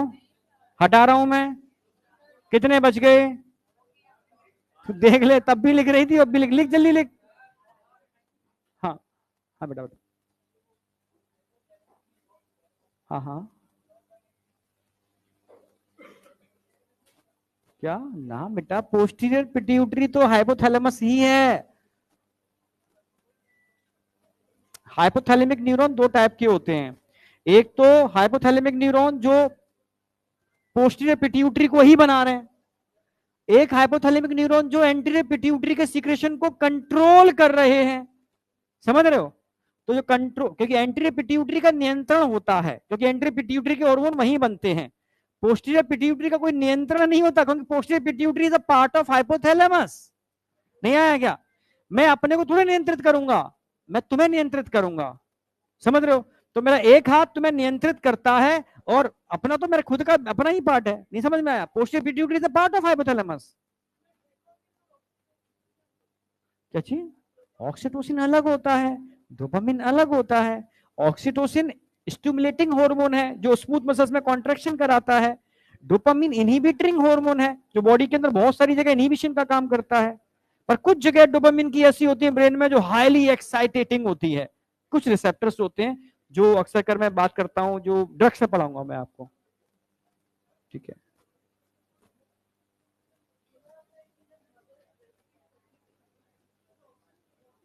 प्रोलैक्टिन, अच्छा वो ऑक्सीटोसिन, हाँ वो ठीक है, वो स्मूथ मसल्स में कॉन्ट्रैक्शन कराएगा ना। डोपामिन का क्या काम है वहां पर? नहीं वो तो इनहिबिटरी है ना। सम, हाँ, एक रुक जा, एक मिनट रुक जा। देख, दो चीजें होती हैं, एक तो काम हुआ मेमोरी ग्लैंड का डेवलपमेंट, दूसरा काम हुआ मेमोरी ग्लैंड के अंदर जनरेशन ऑफ मिल्क, लैक्टेशन। समझना मेरी बात, लैक्टोजेनिक हार्मोन वो कौन करेगा? लैक्टेशन, लैक्टोजेनिक हार्मोन कौन है? ठीक है, पीआरएल, प्रोलैक्टिन हार्मोन। समझ रहे हो? समझना मेरी बात, प्रोलैक्टिन हार्मोन एक्चुअल में जब बेबी जन्म नहीं होता, ड्यूरिंग एम्ब्रियोनिक स्टेज में निकलना चालू हो जाता है। ठीक है, इनिशियल फेज में वो ओनली क्या करेगा? डेवलपमेंट ऑफ मेमोरी ग्लैंड करेगा। देन जब बेबी का जन्म हो जाएगा, समझ रहे हो, तब ये लैक्टोजेनिक की तरह काम करेगा और मिल्क का फॉर्मेशन करेगा। एक बार समझ में आ गया? फिर इन्हीं ग्लैंड पर लगे होते हैं रिसेप्टर्स, ऑक्सीटोसिन रिसेप्टर। ठीक है, जब मदर बेबी को फीड कराती है, पूरी मैकेनिज्म है, ठीक है, तब उस समय पिट्यूटरी से निकलता है, पोस्टीरियर लोब से ऑक्सीटोसिन, वो इन रिसेप्टर से बाइंड करता है और इन ग्लैंड्स के अंदर कॉन्ट्रैक्शन कराता है। इससे क्या होता है? मिल्क का इजेक्शन। तभी तो मैं कह रहा हूं मिल्क का इजेक्शन मदर की सिर्फ फीलिंग से होता है। मैंने अक्सर एक जैसे हम ब्रज, कौन है ब्रज से? ब्रज, मथुरा, कोई नहीं है मथुरा से? है? एक ही है। कहां से है? मथुरा से प्रॉपर? कहां से? कहां से? दरभंगा से है। मैं मथुरा की बात कर रहा हूं यार। देखो जब जैसे मथुरा, सुनो मैं तो वहीं का हूं, ब्रज का, ठीक है, सुन लो मेरी बात। जब हम लोग वहां बस में चढ़ते हैं तो किसी में भी चढ़ना, कोई बस, तो वहां एक गाना चलता है, ठीक है, समझ रहे हो, एक गाना चलता है, कॉमन सा गाना है कि उमड़ उमड़ मेरा जियोरा लागे, बहे दूध की धार, लाल मेरो रोबत होएगो कि भूको सोबत होएगो। नहीं समझ में आया? जशोदा मैया भगवान श्री कृष्ण के लिए कह रही हैं क्या कि बच्चा उनसे दूर है। नहीं समझ में आया? माँ की फीलिंग, फीलिंग मात्र से, क्योंकि माँ से बढ़ के दुनिया में ना कोई है ना कोई हो सकता है, इम्पॉसिबल। कोई कह दे इम्पॉसिबल, ठीक है, समझ रहे हो? तुम्हारी एक गर्म खून वाली उम्र है ना, तुम दुनिया को भूल जाते हो, समझ रहे हो ना, और भाग लेते हो किसी और के पीछे। या तुमसे भी कह रहा हूं ये वाली बात में, ठीक है, सबके ऊपर लागू होती है। जो तुम कहते हो ना रियलिटी है, सबके ऊपर लागू होती है। उससे बढ़ के ना कोई है ना कोई होगा। ये कौन है? ये मोबाइल कैसे खुला रखा है, किसका है? नीचे रखो मोबाइल। नहीं नहीं मोबाइल नहीं, ठीक है। मैं चाहता हूं तुम लोग मेंटली थोड़ा एक्टिव रहो, ये मोबाइल वोबाइल की दुनिया से थोड़ा दूर, ठीक है, थोड़ा एकदम रियल रियल लाइफ जियो, ठीक है। ये बनावटी दुनिया से थोड़ा दूर रहो, है ना। तो मैं सच कह रहा हूं, उससे एक्चुअल में कोई है ही नहीं। तुम बिलीव नहीं करोगे, अभी लास्ट फेज की बात कर रहा हूं। अभी जिस दिन अभी मेरी मदर की डेथ हुई 2 दिन पहले, उनके बैक में भी कैंसर मूव कर गया था। बैक में भयंकर पेन होता है जब कैंसर जाता है। तो मैं यहां से पहुंचा, यहाँ से तो गोदी में मेरा सर रखा, लिटाया, फोटो भी है मेरे पास उसकी अभी तक। तो पूछा तूने खाना खा, उन्हें ये कभी अपना दर्द नहीं बताएंगे कि बच्चा परेशान ना हो जाए। नहीं आया क्या? थका हुआ आया है पटना से, इधर से परेशान हो जाए तो सर से नहीं ऐसे मालिश कर देना, सहला देना। फिर जब तुम घर जाते होगे, घर जाते होगे तो मदर क्या करती है कि तू भूखा ना रही हो, तेरे लिए लड्डू बना देंगी, कुछ ना कुछ कर देंगी। तू कितना भी थका हुआ आएगा या आएगी, जो भी है, ठीक है। तुम सब ऐसा नहीं है कि माँ लड़कियों से प्यार नहीं करती, बहुत करती हैं, ठीक है। कई माँ बताती हैं, कई छुपाती हैं, समझ रहे हो, एक्सप्रेशन नहीं करती, ठीक है। पिताजी बहुत करते हैं, मैं मानता हूं, ठीक है, वो भी अपना अपना पार्ट है, बट समझ रहे हो, वो मतलब एक शरीर का एक हिस्सा है। तुम सब माँ के शरीर के एक हिस्से हो, समझ पा रहे हो ना मेरी बात? तो उस चीज को तुम पता नहीं समझोगे नहीं समझोगे, ठीक है। रियलिटी है, इसलिए कहता हूं कि कभी भी चाहे कुछ भी हो जाए, समझ रहे हो ना मेरी बात, लड़कियों के चक्कर में अपने पेरेंट्स को मत छोड़ देना। और तुमसे कह रहा हूं कि कुछ भी हो जाए, लड़कों के चक्कर में कभी अपनी पेरेंट्स को मत छोड़ देना। ये तुम्हारी दुनिया की सबसे बड़ी भूल होगी, ध्यान रखना, बहुत बड़ी भूल होगी। तो रियलिटी ये है, अपने टारगेट को फोकस करो, चाहे कोई भी हो, गर्ल्स हो या बॉयज हो, टारगेट को फोकस करो, ठीक है। टारगेट तक को अचीव करो, ठीक है, खुद भी खुश रहो, सबको खुश रखो, पर पेरेंट्स को बहुत प्रायोरिटी दो, ठीक है। रियलिटी है ये, ठीक है। तो ये बात कह रहा हूं, तो वो ये वाली बात टर्म आ गई। लेकिन मदर की फीलिंग से, मदर की फीलिंग आती है कि मेरा बच्चा भूखा है, सोचने मात्र से ही मिल्क रिलीज होना चालू हो जाता है, सोचने मात्र से। बच्चा तो है ही नहीं सामने, ठीक है, फीलिंग से मिल्क रिलीज होता है, समझ रहे हो? ये चीज एक नेचर का अजीब ही चीज है। क्योंकि मदर ने फील किया कि मेरा बच्चा भूखा, तुरंत यहां से ऑक्सीटोसिन निकलना चालू हो जाएगा तुरंत, और तुरंत कॉन्ट्रेक्शन चालू हो जाएंगे, मिल्क निकलना चालू हो जाएगा, पूरा ड्रेस तक मदर की पूरी गिली हो जाती है मिल्क से। बच्चा बच्चा साथ में नहीं है फिर भी, समझ रहे हो? ये रियलिटी है। अभी तुम डॉक्टर बनोगे तो समझोगे इन चीजों को, तुम में से कई गायनेकोलॉजिस्ट भी बनेंगे, ठीक है। चीजें नहीं भी बनो तब भी तुम, ये तो मेडिकल में पढ़ा ही जाता है हर चीजें, ठीक है। तुम पेशेंट आएंगे, चीजें होंगी, तुम समझोगे हर चीज को, ठीक है। पर एक्चुअल में जितना समझदारी से काम करोगे उतना ही तुम्हें नेचर आगे बढ़ाने काम करेगी। क्योंकि सबसे ज्यादा वल्गरिटी, सबसे ज्यादा गंदगी मेडिकल फील्ड के अंदर है, मेडिकल कॉलेजेस के अंदर। मैं रियलिटी बता रहा हूँ, ठीक है। तो वो चीजें हैं, सब जगह हैं, ठीक है, पर वो समझ, तो तुम्हें समझदारी दिखाने पड़ेगी। कीचड़ है, कमल कीचड़ में ही खिलता है, ठीक है। ये तो तुम बच नहीं सकते उन चीजों से, पर तुम्हें अपने अंदर अवेयरनेस रखनी पड़ेगी। यार मैं हूं, मुझे क्या करना है, यहाँ किस लिए आया हूं, चीजें सब करो, मैं मना नहीं कर रहा, मस्ती करो, एंजॉय करो, पर थोड़ा सोच करके कि यार मेरा एक्चुअल में मेरा टारगेट क्या है, बस, और कुछ नहीं, ठीक है। समझ पा रहे हो, नहीं समझ पा रहे हो? समझ में आया बेटा ये वाली बात? ऑक्सीटोसिन का कंसेप्ट अलग है, ठीक है, प्रोलैक्टिन का कंसेप्ट अलग है। प्रोलैक्टिन इनिबिटरी हार्मोन का भी काम करता है। जब तक मदर बेबी को फीडिंग कराएगी तब तक मेंस्ट्रुअल साइकिल नहीं चलेगी। क्यों? क्योंकि पीआरएल निकलता रहेगा, और ये पीआरएल जीएनआरएच के सीक्रेशन को रोक देगा। ये मैकेनिज्म मैं आगे कराने वाला हूं, अभी समझ में शायद ना आए आपके। जब तक ये निकलेगा तब तक मेंस्ट्रुअल साइकिल नहीं चलेगी। एनसीईआरटी में 6 महीने लिख रखा है, 6 मंथ। इसको लैक्टेशनल एमेनोरिया बोलते हैं। एमेनोरिया का मतलब है एब्सेंस ऑफ मेंस्ट्रुअल साइकिल। आई या नहीं आई? चलो ये ध्यान रखना, बहुत इंपॉर्टेंट लाइन थी, ठीक है। यहां इसको हटा रहा हूं मैं। अब बताओ ये याद रह पाएगा? फीडबैक इनिबिशन की बात कर रहा था बच्चा। जैसे मानो अभी आपने ग्लाइकोलिसिस पढ़ी है, नहीं पढ़ी होगी अभी, ठीक है। सेम ग्लाइकोलिसिस की, भाई आपके अंदर ग्लाइकोलिसिस कब चलती है? जब जरूरत होती है, नहीं तो प्रोडक्ट ही अपने बनने को फीडबैक इनिबिशन कर देता है ग्लाइकोलिसिस के अंदर। अभी बिल्कुल नहीं पढ़ी, नॉलेज थोड़ी बहुत तो है, हाँ पढ़े हो ना, हाँ बोलते थोड़ी बहुत तो कहीं पढ़ी होगी। तो ऐसे ही अगर कोई प्रोडक्ट अपने ही बनने को रोक दे, समझ रहे हो, अभी अभी बायोमोलिक्यूल में पढ़ाऊंगा टाइप्स ऑफ एंजाइम, एलोस्टिक इनहिबिशन वगैरह सब चीजें समझाऊंगा, किस तरीके से प्रोडक्ट जाकर के अपनी साइड पे बाइंड करता है और प्रोडक्ट को बनने को रोक देता है, ठीक है, समझ रहे हो, तो चीजें बता दूंगा मैं। पर फीडबैक इनहिबिशन का मतलब होता है प्रोडक्ट ही अपने बनने को रोक दे, इसको फीडबैक इनहिबिशन बोलते हैं। नहीं आया क्या, जरूरत नहीं है तो वो अपने आप बनने को रोक देगा, कम हो जाएगा फिर बनना चालू हो जाएगा, ज्यादा हो जाएगा फिर रोक देगा, कम होगा फिर बनना चालू, ज्यादा हो जाएगा फिर रोक देगा, नहीं आया क्या। तो ये सारे हार्मोन फीडबैक इनहिबिशन को फॉलो करते हैं, ये डोपामाइन से और ये सोमैटोस्टैटिन से रुकता है। यहां तक कोई डाउट है?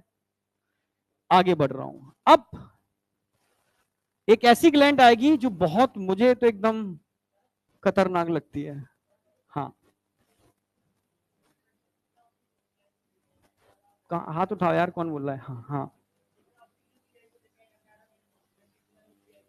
हाँ। यस, देखो अलग अलग बात है। जो हाइपोथैलेमिक न्यूरॉन्स हैं, सब हाइपोथैलेमिक न्यूरॉन है, सभी न्यूरोसेक्रेटरी सेल हैं, कुछ क्या कर रहे हैं, अपने अंदर हार्मोन बना रहे हैं और निकाल रहे हैं, कुछ ऐसे हार्मोन बना रहे हैं और निकाल रहे हैं जो एंटीरियर पिट्यूटरी को कंट्रोल कर रहे हैं। हाँ,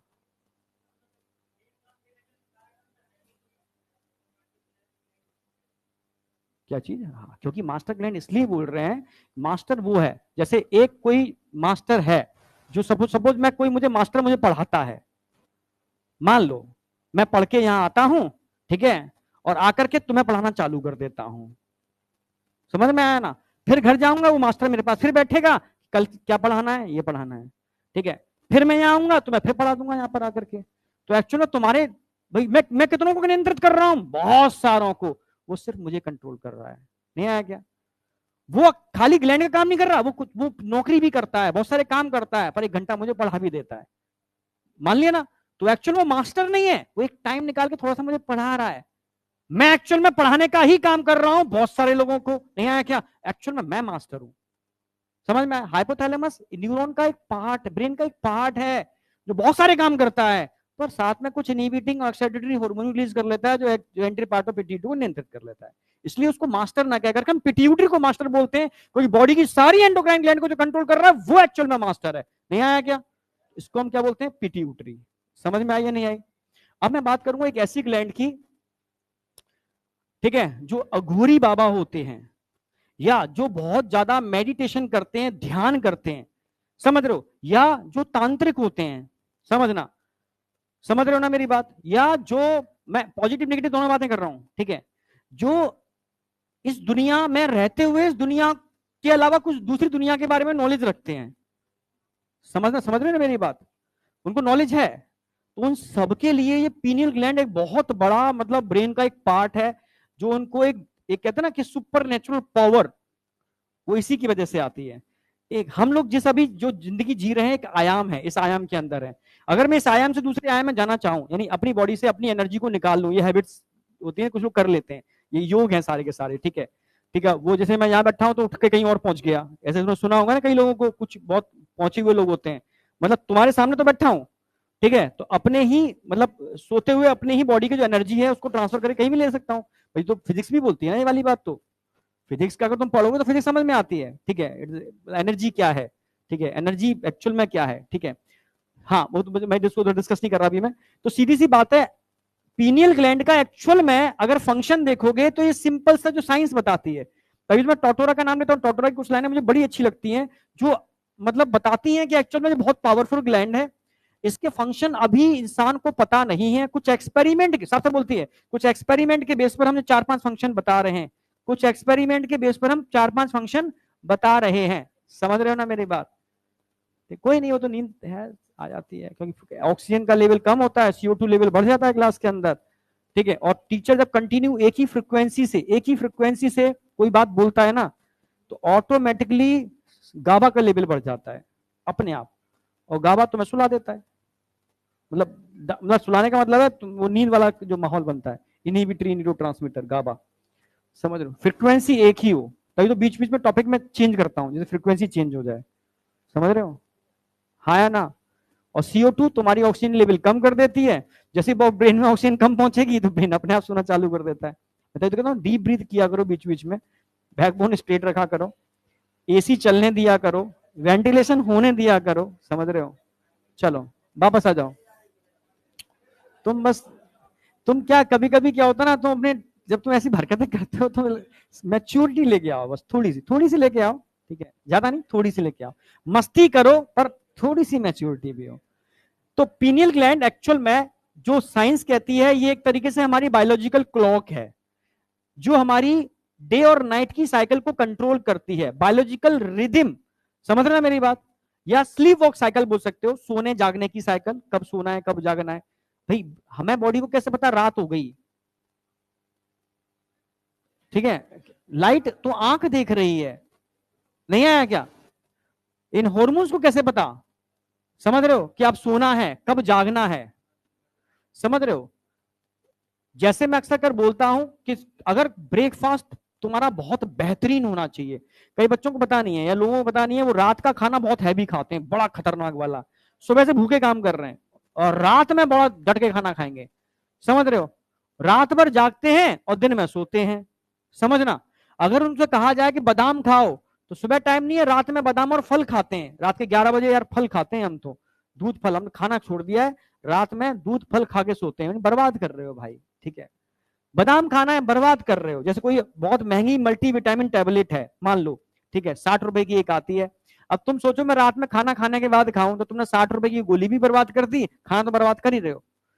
तो तुम्हें पता होना चाहिए कि तुम्हारा बॉडी का सिस्टम कैसे काम करता है, ये तुम्हें पता होना चाहिए। जैसे जैसे सनराइज होता है वैसे ही वैसे आपका मेलेटोनिन हार्मोन डाउन होता है जो पीनियल ग्लैंड से निकलता है, जैसे जैसे मेलेटोनिन हार्मोन डाउन होता है वैसे वैसे आपका बीएमआर, जठर अग्नि, एसिड का सीक्रेशन, आपके बेसल मेटाबॉलिक रेट साइकिलें तेज काम करना चालू कर देती हैं सुबह उठते ही, सनराइज के साथ साथ, समझ रहे हो। तो सुबह उठ के तुम जो खाओगे, सूखी रोटी भी खाओगे, एब्जॉर्ब होगी परफेक्टली और बॉडी में वो प्रॉपर तरीके से आपको मतलब लगेगी, समझ रहे हो।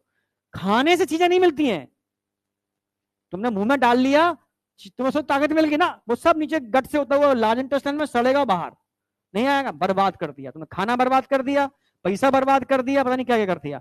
अब तुम अगर समझ रहे हो कि कई योगियों को देखा है जो बिना खाए काम कर लेते हैं, जो जितना सा खाना खाते हैं वो पूरी एनर्जी रहती है उनको, वो डिपेंड करता है खाते कैसे हैं, उनको पता किस समय खाना है, कैसे खाना है, साइंस पूरी जानते हैं वो लोग, ठीक है। ऋषिकेश से मिला भी था मैं एक से, ठीक है, उन्होंने बहुत सारी चीजें मुझे बताई, आई एम शॉक्ड, ठीक है, मुझे हल्दी कंसेप्ट वही समझ में आया था कि ये इतनी पावरफुल होती है, ठीक है। तो एक्चुअल में वो कहते हैं कि जितना चबा चबा के खाओगे, जितना फूड का सरफेस एरिया बढ़ा दोगे, उतना एंजाइमेटिकल एक्टिविटी उसकी परफेक्ट होगी, उतनी बढ़िया होगी। जितना एंजाइमेटिकल एक्टिविटी परफेक्ट होगी, जितना वो फूड आपका गट में होल्ड रहेगा, उतना उस पर डाइजेशन परफेक्ट होगा, उतना बढ़िया से उसका क्या होगा, एब्जॉर्प्शन।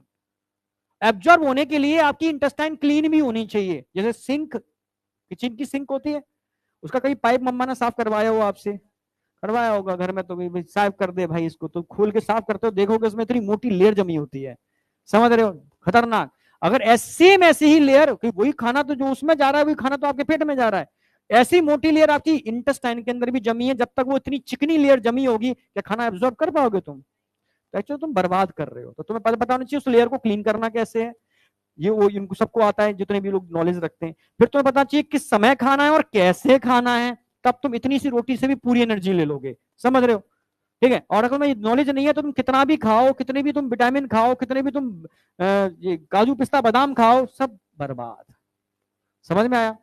तो सारा खेल इस ग्लैंड से है, समझना इस ग्लैंड को, ठीक है। अगर मैं ग्लैंड की बात करता हूं तो पीनियल ग्लैंड होती कहां पर है, तो मैं अभी मैंने डायग्राम बनाया था डाइनसेफेलॉन, याद हो अभी, जस्ट अभी थोड़ी, अरे ब्रेन के अंदर डाइनसेफेलॉन, डाइनसेफेलॉन में मैंने आपको बताया था नीचे तो होता है हाइपोथैलेमस ऐसे ये, और कौन जुड़ी होती है इससे, पिट्यूटरी, ऊपर होती है एपीथैलेमस, याद आया, जिसको मैंने नहीं बताया था, बस बोला था एपीथैलेमस होता है, याद आया। और एपीथैलेमस से जुड़ी होती है एक और ग्लैंड, कौन सी ग्लैंड, पीनियल ग्लैंड, आगे समझ में, किससे जुड़ी है, एपीथैलेमस से। और पीनियल ग्लैंड कौन सा हार्मोन बनाती है, मेलाटोनिन, ये स्लीप वॉक साइकिल दिन और रात को कंट्रोल करता है, कैसे करता है सर, ऐसे करता है, क्योंकि इसमें एक नर्व होती है जो आपकी आईज से जुड़ी होती है, दो आईज दिखा देता हूं मैं, आईज की रेटिना देख लो, एक ये तो आगे लेंस हो गया, पीछे रेटिना है, जब भी लाइट आपके लेंस पर पड़ती है, आईज पर पड़ती है, तो पीछे रेटिना होती है, हाँ है ना। ऐसी इधर दिखा दो, जैसी लाइट आपकी कहां पड़ेगी, आइस के ऊपर, पीछे क्या होगी, रेटिना, समझना। तो रेटिना वैसे क्रॉस वाइज छियासठ बनता है, पर मैं ऐसे दिखा दे रहा हूं, कोई दिक्कत नहीं है, ठीक है, जगह नहीं है इसलिए। ये कहां जा रही है सिग्नल लेकर के, सीधे पीनियल ग्लैंड के अंदर, सिग्नल कहां जा रहे हैं, पीनियल ग्लैंड के अंदर, समझना। कौन सी ग्लैंड है, पीनियल। जैसे ही लाइट पड़ती है, लाइट का सिग्नल जाता है ग्लैंड के ऊपर, पर नॉर्मल केस में कौन सा हार्मोन रिलीज करती है, रिलीज कौन सा हार्मोन करेगी, मेलाटोनिन, ठीक है, मेलाटोनिन हार्मोन। और मेलाटोनिन हार्मोन ध्यान रखना है आपको, ये क्या इसके फंक्शन में लिखा रहा हूं, ठीक है। मेलाटोनिन हार्मोन लाइट पर काम करता है, जैसे समझना, कंडीशन इफ लाइट का लेवल कम होगा तो क्या होगा, इंक्रीज सीक्रेशन ऑफ मेलाटोनिन, समझना। अगर लाइट का लेवल बढ़ा देते हैं, बढ़ जाएगा, तो क्या होगा, डिक्रीज सीक्रेशन ऑफ मेलाटोनिन। यानी जब अंधेरा होगा तो मेलाटोनिन जागेगा, जब लाइट होगी तो मेलाटोनिन सोएगा। नहीं आया क्या? यानी जैसे ही लाइट पहली किरण पड़ती है आंखों के ऊपर, अपने आप मेलाटोनिन का निकलना क्या हो जाएगा, बंद, कम होना चालू हो जाएगा।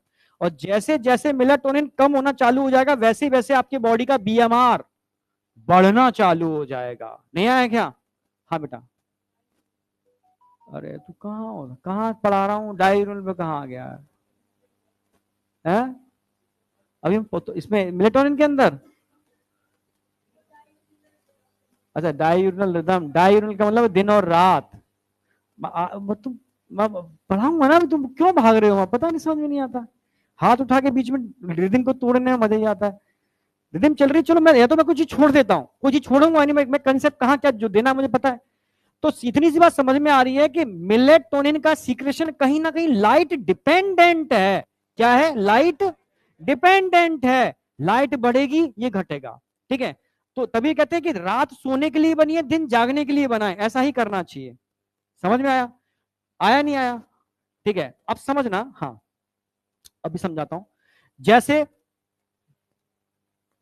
कहते हैं अगर आपका मेलाटोनिन, ठीक है, मेलाटोनिन का सीक्रेशन आपका प्रॉपर होता है, आप प्रॉपर नाइट की प्रॉपर डीप स्लीप लेते हो, तो आपकी इम्यूनिटी एक नॉर्मल इंसान की इम्यूनिटी से ज्यादा होगी।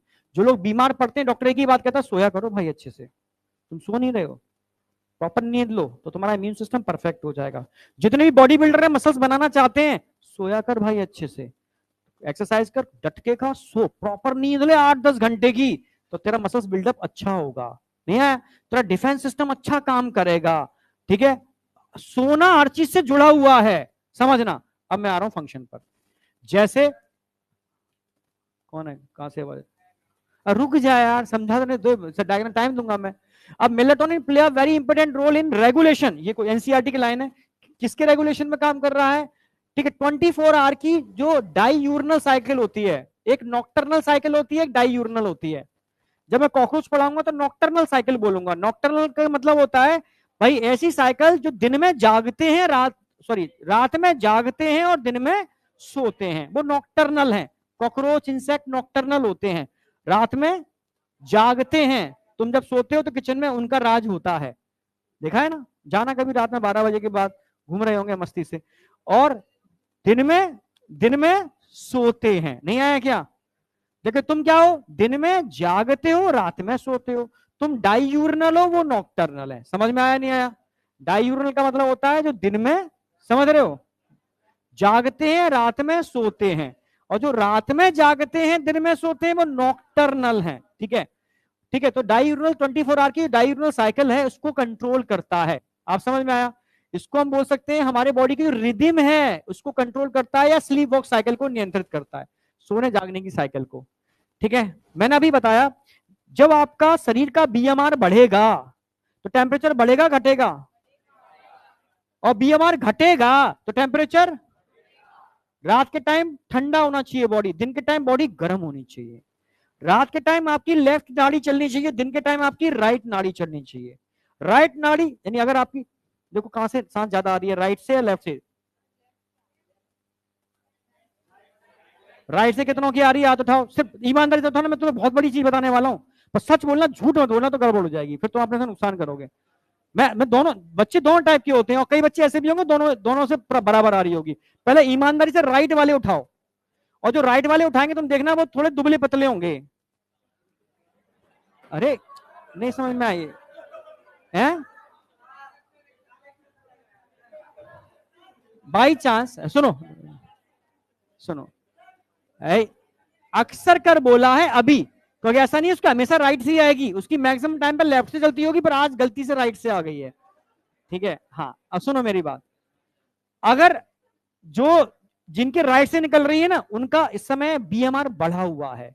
ठीक है, तभी कहते हैं दिन में हर बच्चे का बीएमआर बढ़ा होना चाहिए हेल्दी रहने के लिए, ये हेल्दी पर्सन की निशानी है, राइट से आ रही है दिन के टाइम पर। रात के टाइम पर लेफ्ट से निकलनी चाहिए ज्यादा, तो आपकी नींद अच्छी होगी। नहीं आया क्या?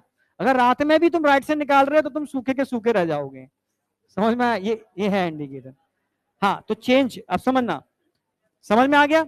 राइट नाड़ी आपके बीएमआर को बढ़ाती है, लेफ्ट नाड़ी आपके बीएमआर को घटाती है। समझ में आया? खाना खाने के बाद, अब चेंज करना सिखा रहा हूं तुम्हें। सर चेंज कैसे होगी? 2 मिनट के अंदर खाना खाओ, लेफ्ट करवट से लेट जाओ। कौन सी करवट से? लेफ्ट करवट से। लिवर ऊपर है, बाई का सिक्रेशन बढ़ जाए, और लेफ्ट करवट से लेटते ही ये वाली नाड़ी स्लो हो जाएगी, ये वाली नाड़ी फास्ट हो जाएगी, राइट वाली। नहीं हो तो थोड़ा करो उसको, ठीक है? ठीक है, थोड़ा ध्यान रखो, फोकस करो उस पर, और फिर कुछ दिनों बाद ये हैबिट में आ जाएगी, एकदम नहीं आएगी, कुछ दिनों बाद हैबिट में आ जाएगी, तुम्हारा बीएमआर अपने आप तेज हो जाएगा। समझ में आया? अब जिनका बीएमआर बहुत तेज है उनको उल्टा करना है। समझ में आया? लेफ्ट की जगह क्या करना है? थोड़ा राइट। खाना खाने का तो लेफ्ट से सबको लेटना है, ये डाइजेशन के लिए बहुत इंपॉर्टेंट होता है, जिससे प्रॉपर सीक्रेशन हो। 10 मिनट लेफ्ट से लेटो, बेहतरीन तरीके से डाइजेशन होगा, और अपने आप राइट नाड़ी तेज हो जाएगी, अपने आप खाने का डाइजेशन कम टाइम के अंदर परफेक्टली हो जाएगा। समझ में आया? आई या नहीं आई? बस इतना ही ध्यान रखो। ठीक है, रात के टाइम पर उल्टा कर लो। ठीक है, रात के टाइम पर अगर लेफ्ट नाड़ी चल रही है तो आप 4 घंटे में 8 घंटे की नींद पूरी कर लोगे। 4 घंटे में 8 घंटे की नींद पूरी। समझ में? रात में यहां से सांस अपने आ रही जा रही है तेज, दिन में यहां से तेज आ रही जा रही है, तो आप एकदम परफेक्ट हो। समझ लो, कम खाने का नुकसान करके बहुत सारे काम अच्छे कर लोगे। यानी इतना समझ में आ रहा है, दिन और रात में टेम्परेचर चेंज हो रहा है नहीं हो रहा? क्यों हो रहा है? बीएमआर चेंज हो रहा है। बीएमआर चेंज क्यों हो रहा है? क्योंकि कंट्रोल कौन कर रहा है? मेलेटोनिन। यानी मेलेटोनिन बॉडी के टेम्परेचर पर सीधा इफेक्ट डालता है। रटना नहीं है, रटना नहीं है। अगर मेलेटोनिन की बात करता हूं, बॉडी टेम्परेचर को चेंज करने में कैपेबल है। दिन के टाइम पर टेम्परेचर बढ़ा देगा, रात के टाइम पर टेम्परेचर घटा देगा। यानी ये सीधे सीधे किससे कंट्रोल हो रहा है? मेटाबॉलिज्म। दिन के टाइम पर मेटाबॉलिज्म ज्यादा होगा, रात के टाइम पर मेटाबॉलिज्म कम। कौन कंट्रोल कर रहा है? मेलेटोनिन। एक रटना नहीं है, कुछ भी जिंदगी में नहीं भूलोगे। समझ में आया? और हमेशा मैं कहता हूं कि मेलेटोनिन पिगमेंटेशन को भी बढ़ाता है, मेलेटोनिन पिगमेंटेशन को भी बढ़ाता है। ठीक है, जब तुम दोपहर में जाते हो तो कहते हैं तेरी स्किन तो काली हो गई, धूप में आ रहा है क्या? वो बॉडी अपना काम कर रही है, बॉडी को प्रोटेक्ट करना है सनलाइट से। जो तुम्हारा खुला पार्ट होता है चेहरा, तो वहां पर पिगमेंटेशन बढ़ा देगी, जिससे कि जो डेंजरस रेडिएशन है ना, वो आपकी बॉडी को हार्मफुल इफेक्ट ना करें। जो एक्चुअल में काले कलर के लोग होते हैं ना, उनका इम्यून सिस्टम ज्यादा स्ट्रांग होता है गोरे कलर के लोगों से, जानते हो?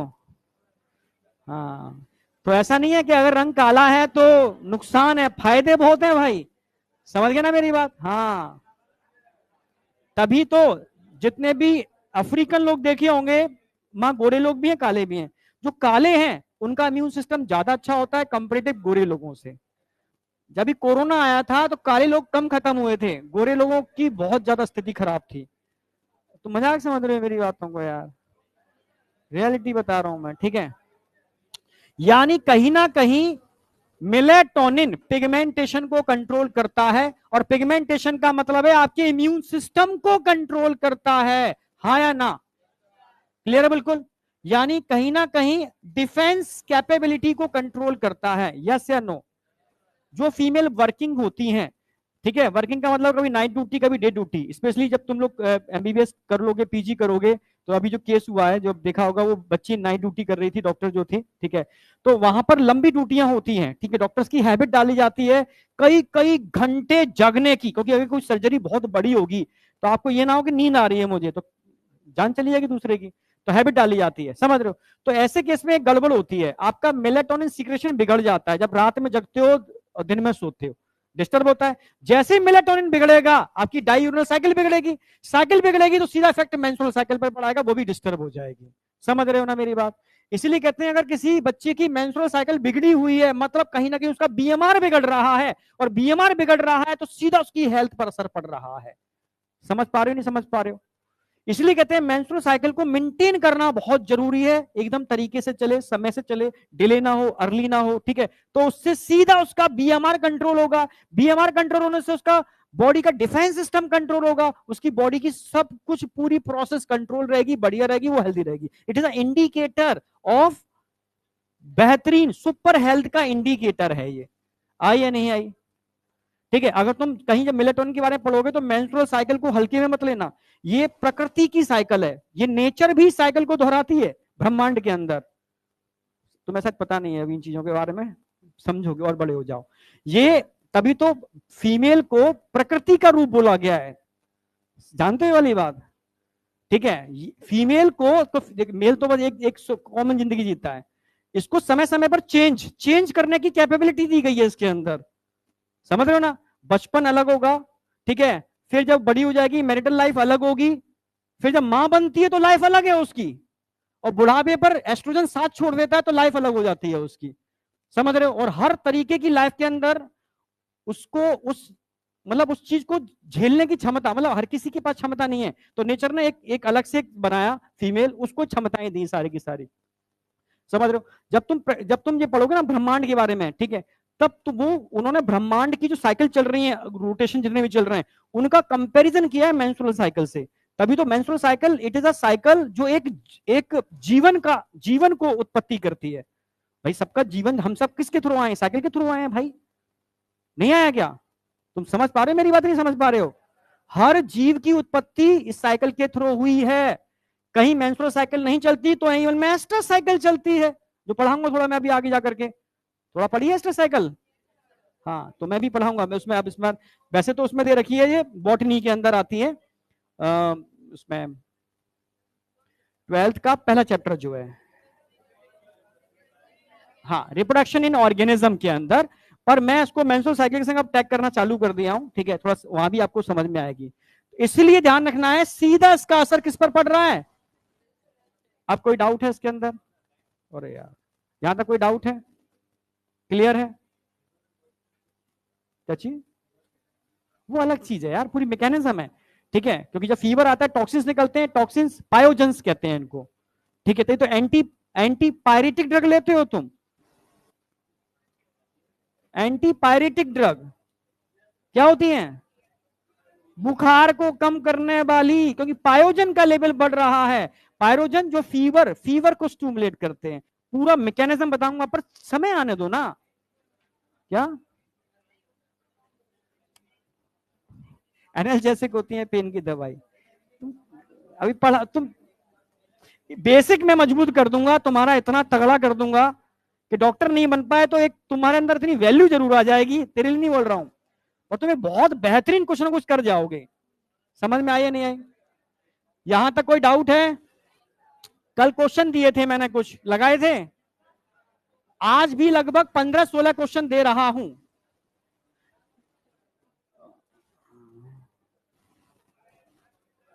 सोलह क्वेश्चन है, जितने मैंने टॉपिक करा दिए उतने लगा लेना, ठीक है। क्वेश्चन इकट्ठे करते जाओ और जो टॉपिक होते हैं कवर करते जाना, ठीक है। अब सुन लो मेरी बात। कल क्या मोबाइल हाथ में है बेटा, क्या शकल देख रहा है अपनी, क्या शकल देख रहे थे, क्या शकल देख रहे थे, चेहरे का एक्सप्रेशन था, तुम शीशा देख रहे हो वैसे, जैसे ये देख रही थी। पता है तुम क्या कर रहे हो, तुम मुंह की एक्सप्रेशन चल रहे थे ना। इधर आ जाओ, मत देखो यार, ठीक है, अपने को देखना है तो दूसरे की आंखों में देखो, इधर देख, कहां देखो, दूसरे की आंखों में, उसके लिए झांकने की जरूरत नहीं होती है, वो दिखता है ऐसे ही, ठीक है। अब इधर आ जाओ, इधर सर से इधर आ जाओ, ध्यान से सुनो, कल मैं 3 ग्लैंड एक साथ कराऊंगा, समझ में आ गया? बार बार बीच में रुक जाने की मत कहना, मेरे साथ साथ लिख लेना, स्पीड मेंटेन करके चलना, समझ में आ गया? पर सबसे बड़ी ग्लैंड पिट्यूटरी थी जो मैंने करा दी, बस अब मैं थोड़ा सा रिलैक्स फील कर रहा हूं। अब छोटी छोटी अलग अलग ग्लैंड है क्योंकि सारी ग्लैंड का कॉम्बिनेशन था। थाइमस कराऊंगा मैं, छोटी सी है वो तो खैर, थायराइड, पैराथायराइड, थायराइड बड़ी है थोड़ी सी, और एड्रिनल, ये मैं कवर कराऊंगा, समझ में आ गया? एड्रिनल अगर कल मैं 2 ग्लैंड कराती, थायराइड और एड्रिनल, तो समझो चैप्टर खत्म। कल तो वेडनेसडे है ना? अच्छा कल नहीं है, ये तो फ्राइडे तक क्लास है। अरे नहीं तो कल तो मैं 2 भी करा दूंगा तो अभी हो जाएगा, ठीक है। पर फिर भी ठीक है, मैं चाह रहा हूं कि थोड़ा सा मैं एक बार लास्ट टाइम पर रिवाइज कराना चाह रहा हूं इसको, एक चार्ट बना करके सारी ग्लैंड को एक साथ, फंक्शन सब कंपाइल करके, वो तब होगा जब तुम थोड़ा पहले खत्म कर लोगे इसको। क्या? तो कल 3 का टारगेट लेके चल रहे हैं, टारगेट 3 का रखना, जैसा बोला वैसा करना, ठीक है? चलो ठीक है, अब जा सकते हो, निकल लो बाहर।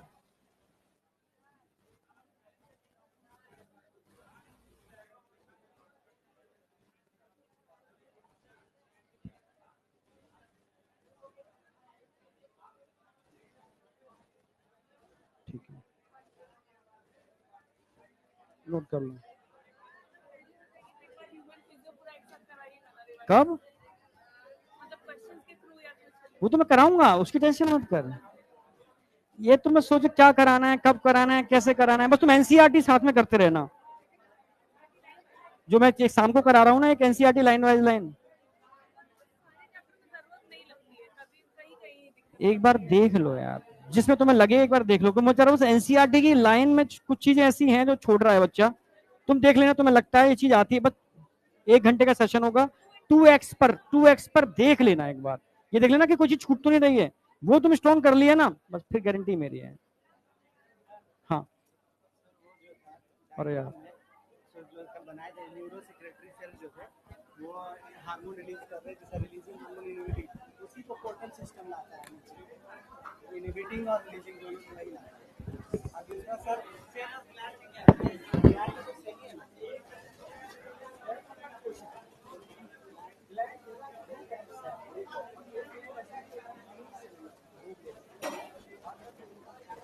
तो जो सर अलग डायग्राम से बोले सब मैं तो अपनी ऐसे सीखा है, बहुत सारा सर जीका से वो सर प्लान को भी पढ़ाऊंगा, वो सर प्लान है लेकिन प्लान से ग्रुप ऑफ